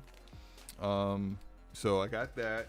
I'm probably gonna hook it up after the stream because today at work has been kind of a bust at work due to some technical issues with our ISP and my VPN not working. So I haven't been able to do much with work. Was the reason why I'm still live and freaking Road Company can't get me into a match.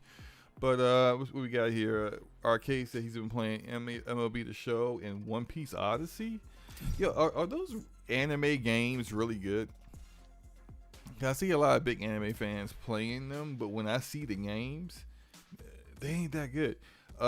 Simeon says, is Beef good? If you're talking about the actual TV show Beef off of Netflix, yes it is. Shout out to the actor that plays Glenn in The Walking Dead. His name, what is his name? I had it, like, he's really good in this. He's really good.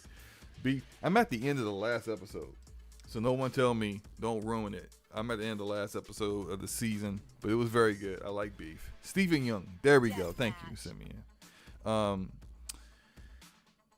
It was Easter Brother note, so no gaming, but watching Beef. Trying to platinum Hogwarts and about to replay Horizon. Platinum in Hogwarts, I heard, is very difficult because you can run out of. I said what? Shock, right? Yeah. You can run out of. You can run out of activities to do, side quests, missions, that kind of stuff. So it's like it's difficult to get that get all the achievements or trophies, which when that happens, I haven't attempted it. I beat the game twice though. I beat it with a Ravenclaw and I beat it with a Slytherin, and I uninstalled it, and I'm not coming back to it unless I just feel like being bored, which there's just way too many games for me to feel like being bored right now. Ew. Ramon's playing Death Stranding. I'm enjoying it the more I play. Definitely not for everyone though. Yeah, that's that. Yeah. Ew. Rob is watching Love Is Blind. I guess you like torturing yourself.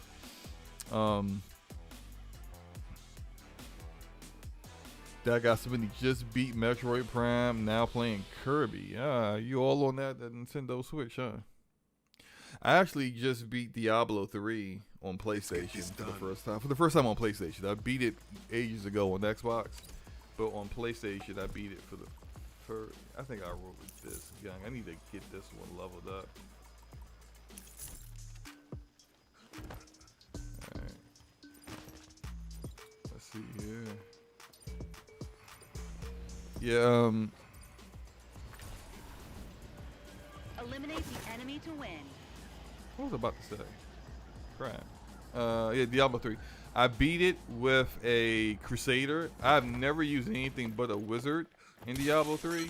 So that was my first time using any other class. I made a Fire Crusader. Like a fire build that was like really, really good. Oh.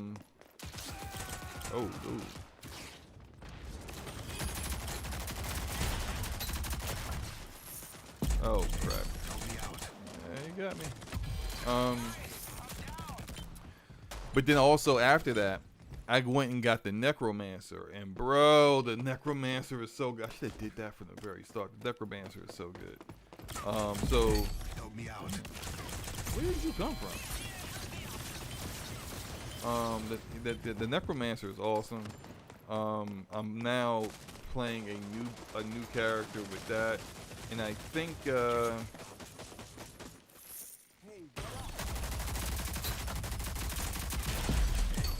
bro, no. Come on, man. I dodge rolled out of the way of that. Get up, rogue. And I actually had on Switch, I actually had Diablo 3 Reaper of Souls on that too.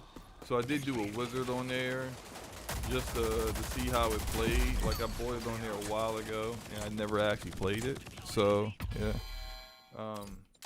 Yeah, I can't wait to play Diablo 4, man. I'm definitely going to be spending a lot of time on that, which is going to be tough because it's coming out like I think right around the same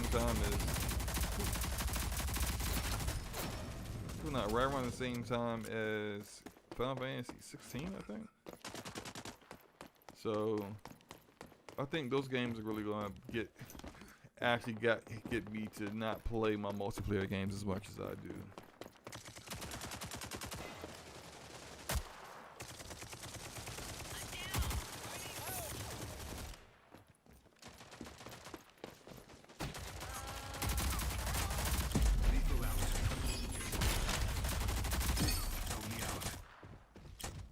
I am not using.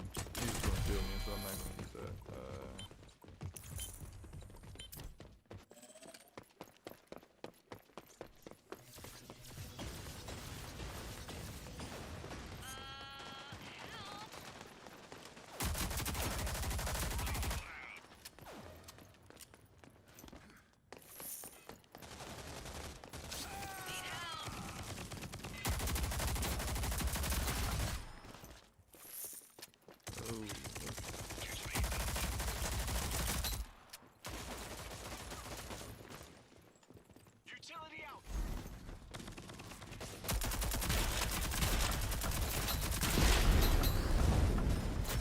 Burning me?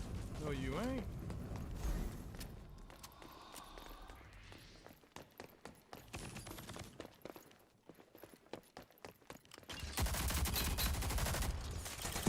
Crap. Let's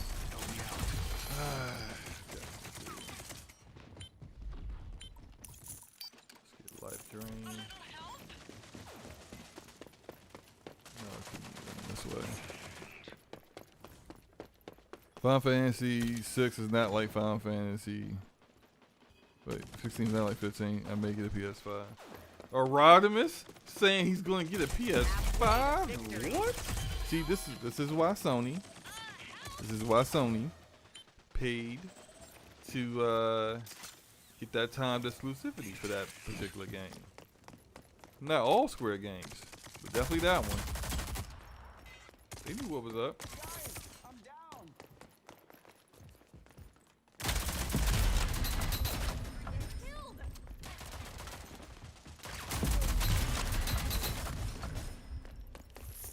Lethal out.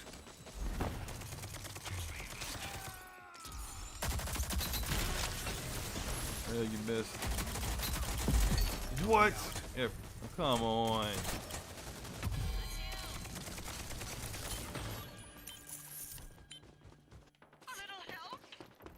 This is not a good match for me. Only got 9 down so far. I need help. How many? Yeah, 5 assists.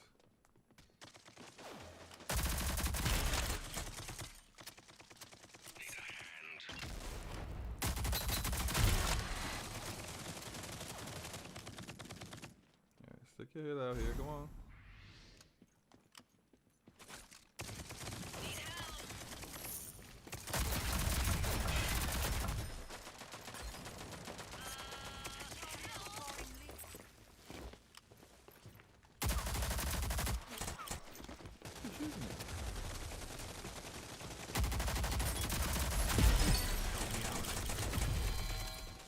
Okay.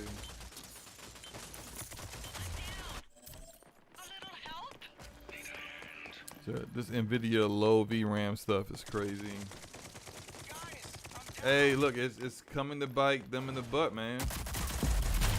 But I don't even think NVIDIA cares, honestly. I think NVIDIA looks at it like, shoot, buy another GPU, bro. Buy another one of our GPUs. I mean, they got 80% of the market. 85% of the market they have, right? NVIDIA don't care that they sold you a GPU that has got issues with ports already. They want you to buy another GPU. But with that said, they can't sell nobody no GPU with weak VRAM. They really shouldn't be selling normal GPUs when they come out with the 5000 series. All them GPUs better be up in the 16s. 12 minimum for like the mid-range stuff, right? Everything else should be 16.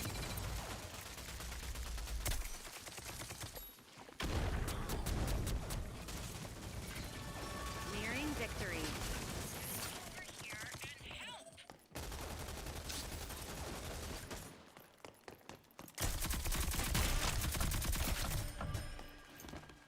Design 16, especially for like starting with the 5080 on up. I mean, like you would think that like they'd be in trouble, but they most likely they're not. The AMD is so irrelevant in the market that like Intel came out with strictly oh crap, watch out for the grenade. Intel came out with no high-end GPUs, just mid to low range GPUs, and took half of AMD's market share immediately. What does that say about how AMD's standing is when it comes to GPUs? CPUs, amazing. Everyone loves them. GPUs, not so much, right?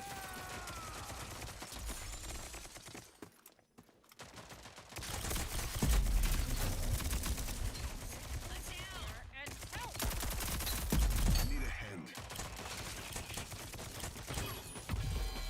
So I'm good. So they're gonna they're probably going to see what they can get away with again and they're not gonna actually act like they're in an actual competition with their competitors until people start buying their competitors' products. So until people start buying AMD's GPUs, they're not gonna act like AMD's GPUs are worth them actually lowering their prices for. Until Intel actually, and look, like Intel's ramping up on their next generation ones, where hopefully those will compete more on the high end side. But the way Intel priced their GPUs, they did what AMD should have did. Intel's GPUs was like none of them were over $400. And AMD tried to be like a junior version of NVIDIA by pricing their GPUs overpriced as well, and also lying about the benchmarks, which is egregious as far as I'm concerned. I didn't do that bad. I had 17 downs, 9 deaths. All right. I need to do chalk one more time, then I can go shoot someone else. Intel actually saw the hole in the market and was like, we will fill that hole easily. And they took 5% of the market that fast. 5% of the market, which was half of what AMD had in that market immediately. Smart business. And if they continue on evolving their architecture, they're going to have the opportunity to really take more from AMD when it comes to that, and be a true challenger, I think, to like they already got their own upscaler called XESS. They have their form of ray tracing is better than AMD's ray tracing. Like they're ramping up to actually be something. Texas Lean says we keep buying them, right. Captain Crunch says AMD GPU looks good to me, but it'll only be gaming with that card. I want to build a desktop someday. Yeah, I mean, look, and that's the way people talk about it. Like, people always say, like, AMD is really about, like, straight up rasterization, straight up rendering the game with no upscaler, with no ray tracing involved. AMD GPUs match up competitively with NVIDIA GPUs, except the 4090. The 4090 bodies all of them. But for the past 2 generations before that, AMD has been very close. And then the last generation, pretty much they were right there with the 3000 series cards and their like 6700 XT and their 6900 XT, I think. They were right there, like, and even beating them at some points. First in, last out. But they screwed up. They screwed up with the pricing. If they would have had appropriate pricing, I think a lot of people would have jumped on AMD. If they had other tools that, although some of them are actually pretty decent from what I've heard. I can't speak to it themselves, but as a content creator, they have their tool sets, their encoders to record gameplay and stuff like that. It's not that far off from where NVIDIA is, and in some cases Nvidia need to step up their game when it comes to shadow play. I've always said shadow play is, oh my, oh, here we go. Here we freaking go with that. That was a hacker. Let me let y'all know right now, that was a freaking hacker. Look at his name. Look at this guy's name. When you've been caught hacking a gazillion times, and you don't even care about making a name anymore. You just basically just choose anything, just random numbers. No, you're good, Fredo. Thank you. Just random numbers out here, you know. Crap. Good grief. They random like Yeah. characters and stuff. They just do stuff like that when they don't care. So. No, you're good. I don't have it, Vindigo. Especially Second. when they've been caught hacking a million times, and it's a free game, so you can just choose to.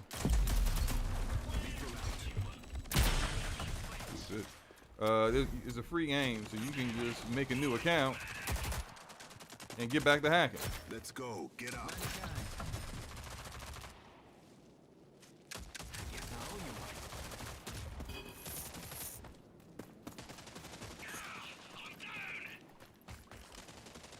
Keep coming.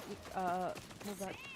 The reason why I knew that dude was cheating is I dodge rolled. He still somehow got a headshot on him.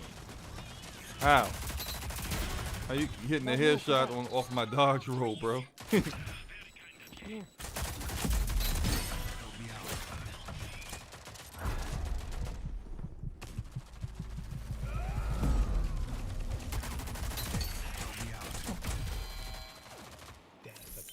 Not very soon, but I'm coming.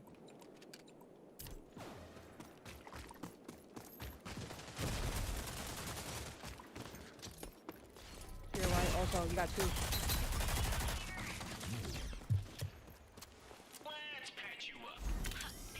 They're here, two of them. Yeah, calling stuff out. I don't know what here means.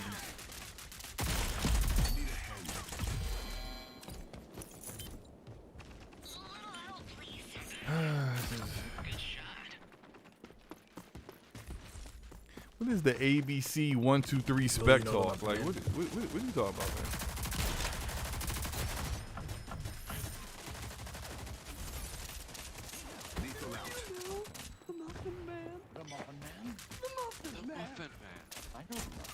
Oh my God! What is that? You know what? This is why I turn off.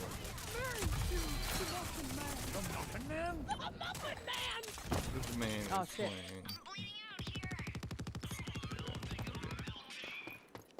playing the Muffin Man from Shrek in the microphone.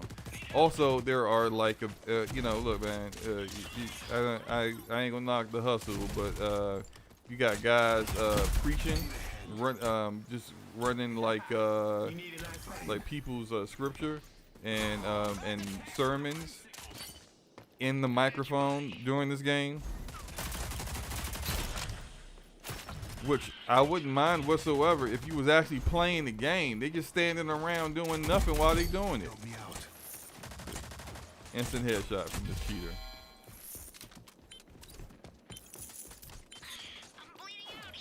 I'll report him before the match is over. Yeah, he said, what the hell is that chatter? Exactly. Like, this happens all the time in Road Company, and they have no way of, like, they're really bad at managing this stuff.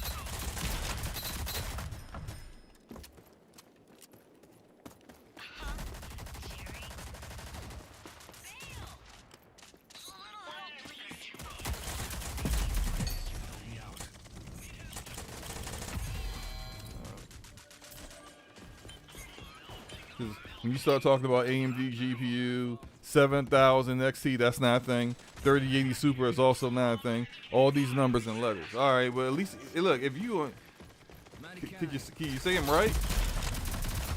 Could you at least get the numbers right?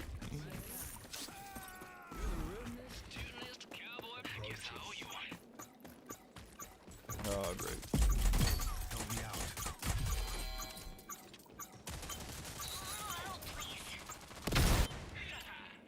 Down by 5. Don't tell anyone about this. I need to get 2 downs while not in this range. Let's go. Get up. Dude, can you watch my back?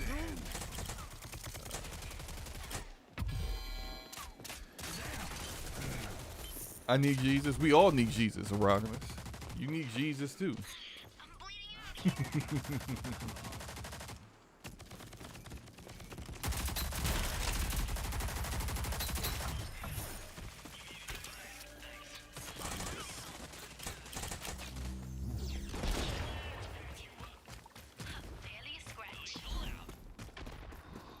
Said no sense of teamwork at all. I'm trying to pick a guy up, and he's just like watching me or something. I don't know what the heck that was.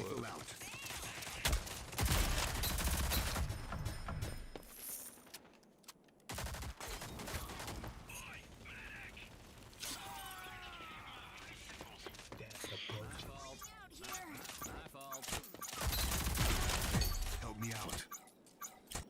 Shot me in the back. How did he hit me from? You know what? It's whatever.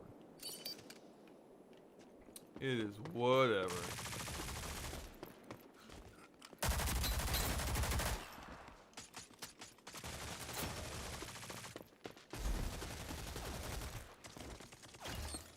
So what I do with my multiplayer games, I play Road Company, I play Call of Duty, I play Fortnite, I play Halo Infinite. Nearing victory.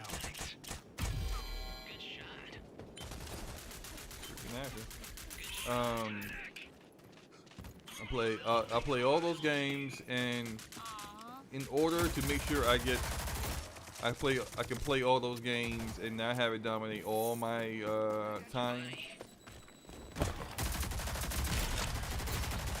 In order to do that, what I have to do is I really just kind of just do like minimum 5 games, and I do like my dailies, and I get up out of here. How are you? Enemy Me needs through 1 this kill until victory. headshot through the snow. Let's cut our losses and get out of here. So this is definitely helping me. Twitter has become too exhausting right now. All right, well, you know, I'm glad the stream helped out, Smitty. You did the numbers wrong on purpose. I will not believe you, Rodimus. Don't believe you at all.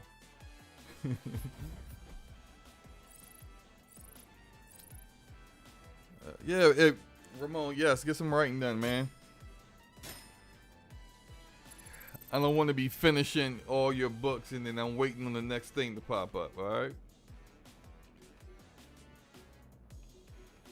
Report this cheetah, which, you know, no one's going to be surprised that he's cheating. I still didn't, and here's another thing, right? I definitely used Chalk's rage and got it down, and they didn't record it. Which another thing that blows me about this game is how you have contracts to do certain things in games, and then you don't record them correctly.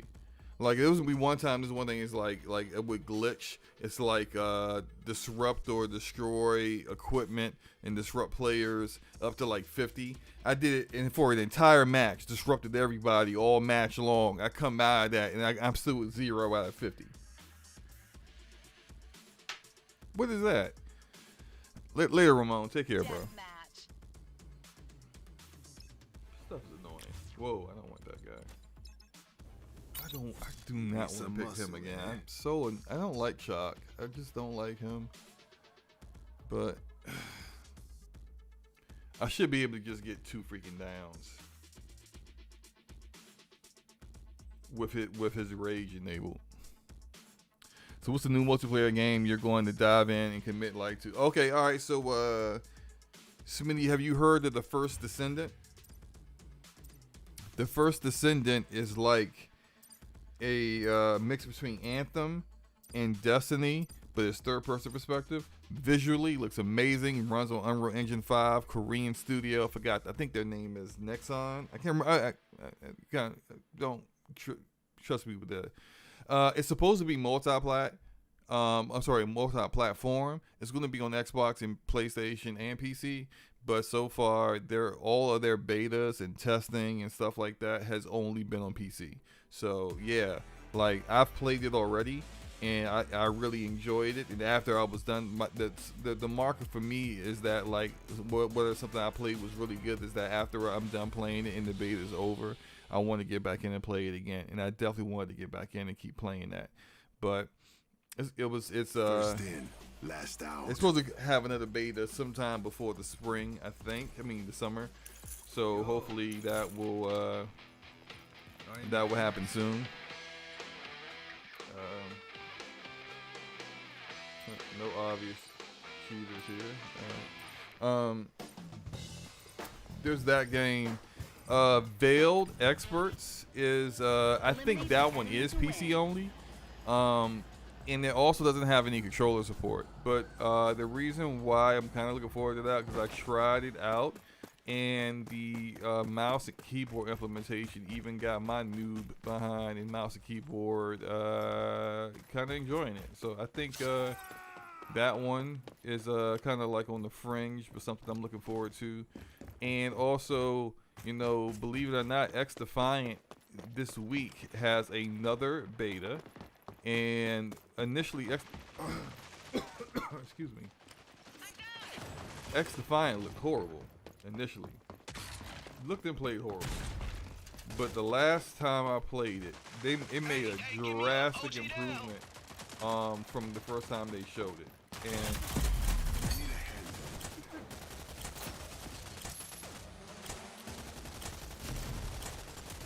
you just ain't gonna pick me up, huh?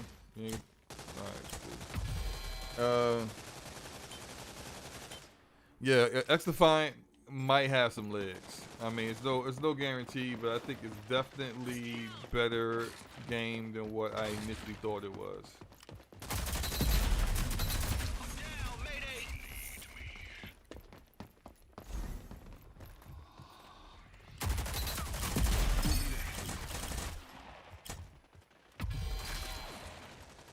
Almost. I just need 5. Come on, somebody kill somebody. There we go.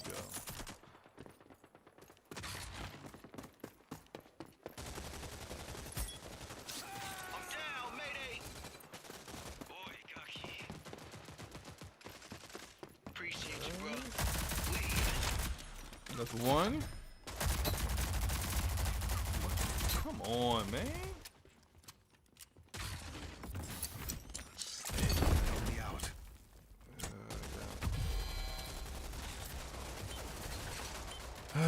Okay,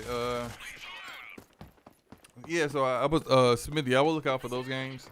As far as first person shooters, you know, it seems like that's just not the move anymore for like little indie games or indie developers. They don't really jump on the first person bandwagon no more. I mean, you got like your 1047 games with Lethal out. with Splitgate, but like that was rare to see somebody drop a Splitgate. They just don't do it no more. Are you serious? Come on. There we go.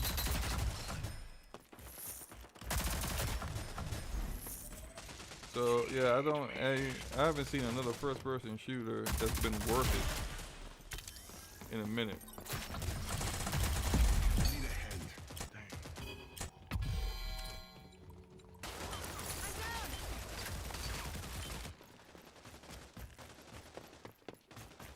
FPS are hit or miss. Now, I do need to play Battlefield 2042 has been fixed. I need to play with B Money. I've been meaning to play with him. We were supposed to be getting squad up and get that done. Hopefully that'll be something that we do real soon. Cause I play Battlefield by myself. I mean, look, it's decent and all, but it's just like it's so squad based, and so you know, like you got like 100 people in a match, and you could go off on like killing like 1 million people. And it don't even matter, your team's still losing. So, like everyone tells me, you gotta play in a squad, you need to play with a squad. And I'm like, alright, well, give me a squad to play with.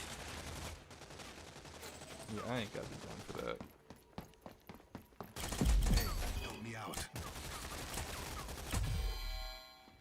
Lethal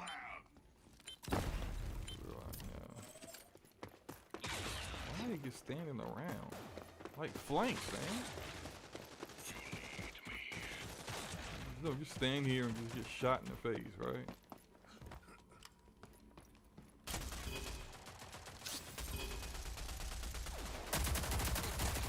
Halfway to victory. Okay, I got all of the rage downs that I need to get. Come on, here we go.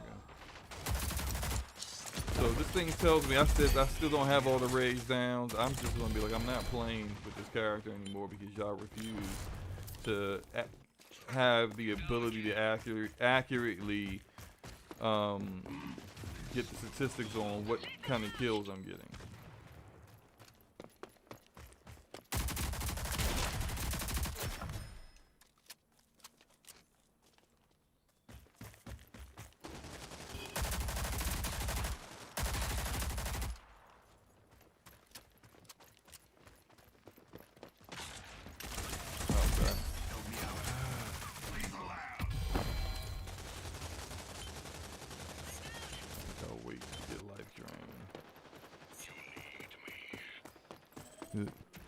So I'll join on Battlefield. I've been hearing it's a lot better now. Bet. Good meaning.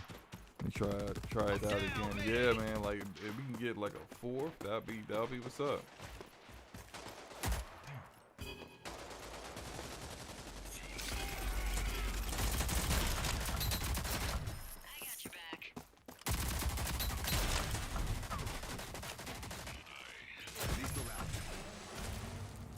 Thought he was gonna jump down. He did jump down, just too late.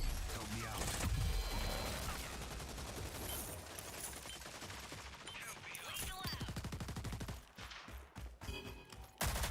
Crap out of here. Down, mayday.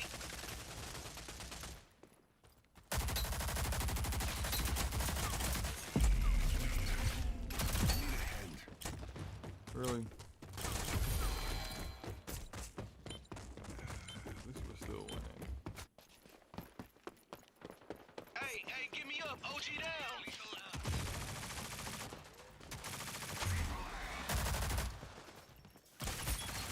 Crap.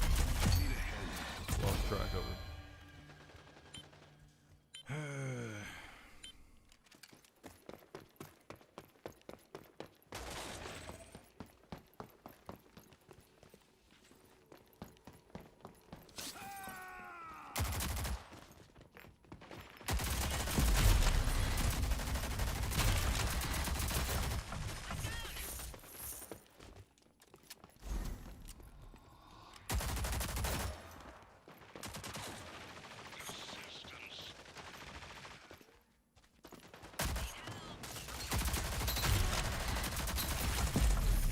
Need a hand.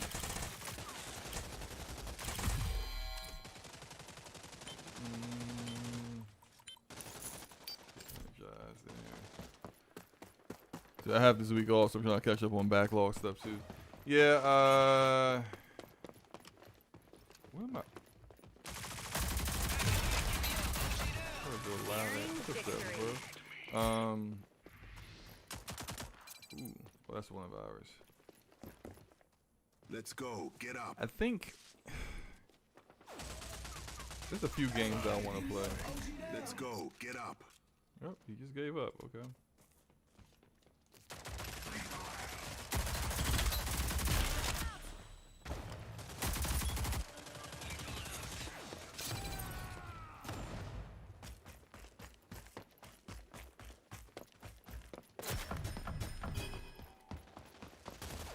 Yeah, and I just bought Midnight Suns.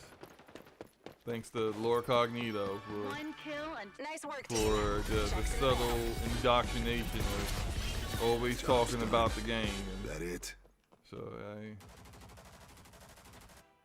up getting it.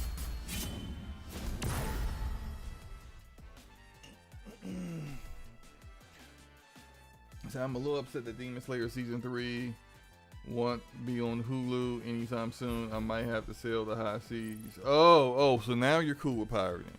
Interesting. Very interesting, Rodimus. It's okay to pirate Finally. All right, I'm going to do one more match and I'm going to get up out of here. It's okay to pirate when it's about you. When it's about what you want. Not okay to pirate any other time.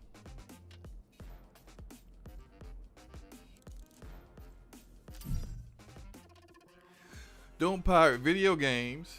How dare you?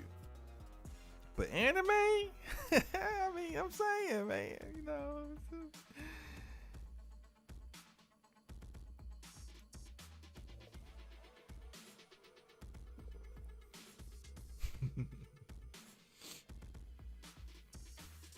Alright, who am I use? Who am I going to use for this?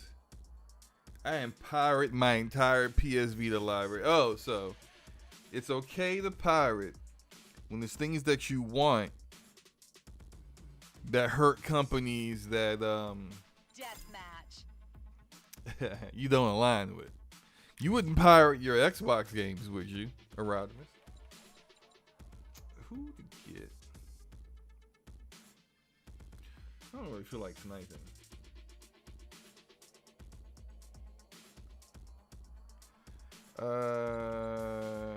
Switchblade? No. Know what? Let's get Roman. All right, let's go. PS Vita is a dead console. Okay, so it depends on when you pirated the games. Did you pirate the Vita when it was still being supported, or did you pirate Vita games last year? That's the question.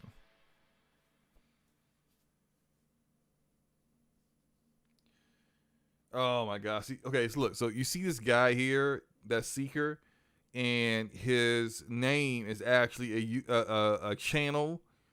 If I turned voice chat back on, all you will be hearing is this guy just playing a recording of something that's promoting his channel. This is what we have to deal with in Rogue Company.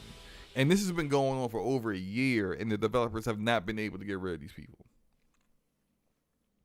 So, and then this person, we're guaranteed to lose because this person here isn't going to do anything. They aren't going to, I'm already going to put them as AFK even though we ain't even in the match yet, because they're not going to actually do anything but stand around and instead, and to avoid getting kicked out of the game for being AFK, Eliminate the enemy. they to win. may move like a little bit just to kind of keep it from kicking them. You know, it's ridiculous. Kieran, help me up. They'll love this.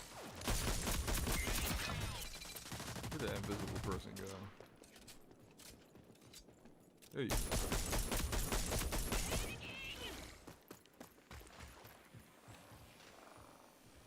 Alright, come on.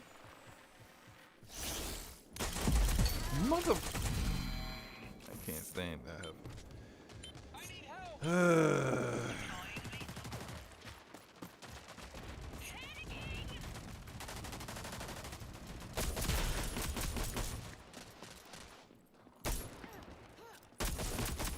Lethal out.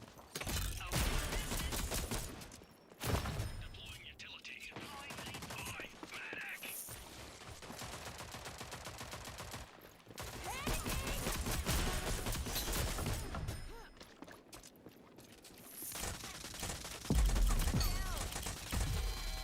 Oh boy. Okay, let's go with Gunsmith. I'm gonna hit somebody with this knife.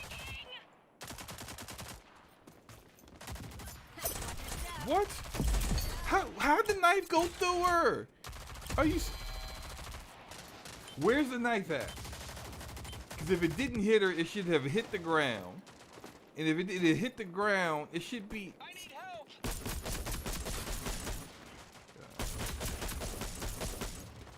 I mean, I just fell off it.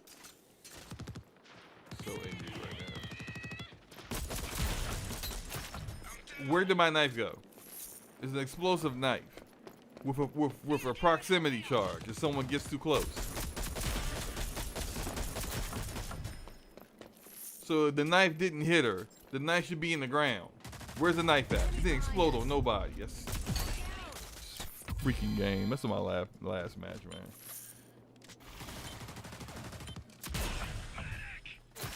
Now it hit. Is the knife invisible? Down the knife got somebody? Like, look at this. Look at it. What are you doing? What are you doing? What the frick are you doing? Anyone need to freshen up? There's people out of the game, man.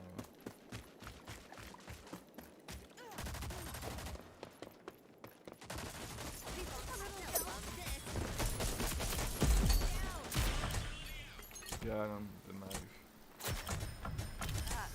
Hey, pick me up, Saint. Give me Saint. Literally exhaust me. Hey, you picking up the wrong, you know what? Yeah, we're all dead.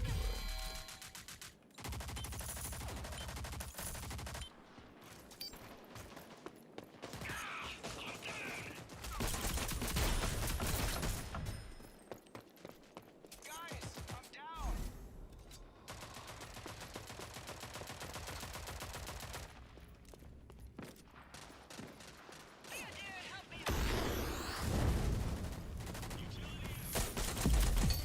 You serious? Get out of here. Boo. Wait, we're winning, huh?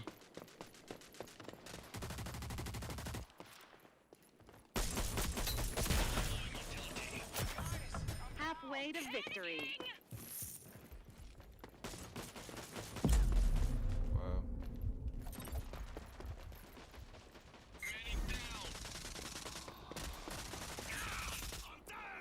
They'll love this.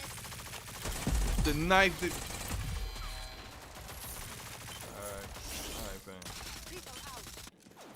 Knife just going through people's bodies. It's an intangible knife. Open for business. I need help. Panicking.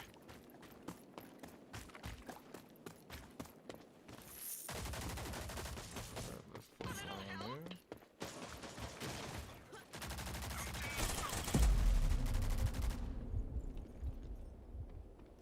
Lethal out.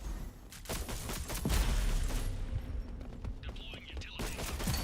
Wow, two of them.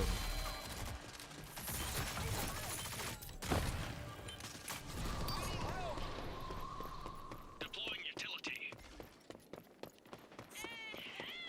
Hey, SloMo, are you going to do a live stream reaction to these showcases that's coming? Yeah. I'm doing live stream of the PlayStation one that's coming up. And I'll do a live stream of, the stuff in the summer and whatnot. Probably not the Jeff Keighley show, because that thing is terrible.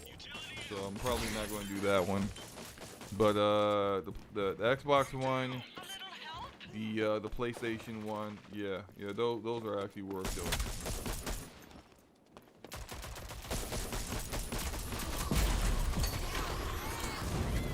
Wow, we're losing? When did we start losing? Oh, I forgot, because the guy promoting his stupid YouTube channel.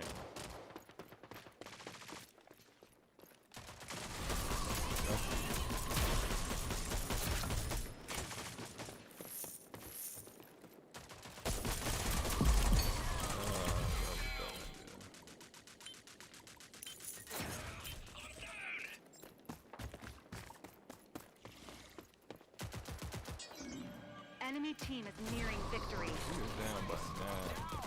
How did this happen?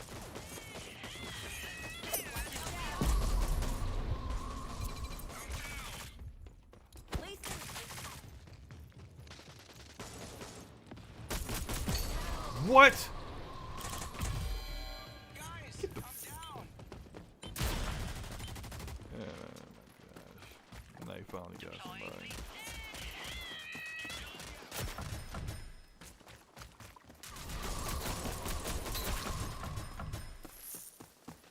Anyone need to freshen up? Guys, I'm down. Deploying lethal. Yeah, it's over. They need 2 more kills. We need 15.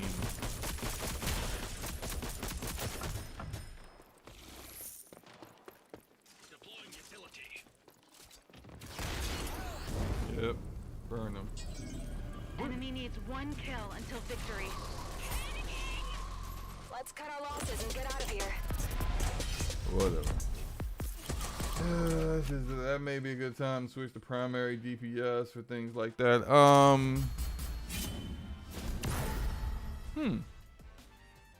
Now rereading your message. Yeah, you did say whether it be on this channel or the other channel. I guess it would depend on Forte, right? If Forte is available for those showcases, then yeah, we'll do it on the DPS channel so that like everybody can, it's people don't have to worry about where to go to find it. So yeah, we'll do it. Probably do it there. It all just really depends on him. Look at this. Did 0 damage to anybody. You 0 anything. Like no one else has these issues but Rogue Company, unfortunately. All right, I'm getting up out of here. It's 1:45 Eastern Standard Time. I gotta go feed the kids some lunch as well as myself. I'm hungry as well. Hope you guys enjoyed this lunchtime with SloMo. Going to be way more consistent with this at least once a week. Okay, you can hold me to that. At least once a week, we're going to do a lunchtime with SloMo. Probably more, but at least one. And once we get into a rhythm, we also will have me uploading more content as the time goes on as well. Hope you guys enjoy the rest of your day though, right? I haven't looked at Twitter, so I have no idea what's going on. Maybe some news. I guess some news had broke. You guys would have told me, but I hope you guys enjoy the rest of your day. DPS podcast, Damage Per Second podcast, will be on my channel this Thursday, 9 p.m. Eastern Standard Time. So come check us out here on this channel or on the Damage Per Second podcast channel as well. Yeah. Ramza, isn't Forte going to LA? Forte, as far as I know, is not going to E3. Going to LA. Well, what would have been E3? It would have E3's canceled, so I don't know why would he be going to LA for. But yeah, I'm gonna get up out of here. Guys, enjoy the rest of your day. Peace.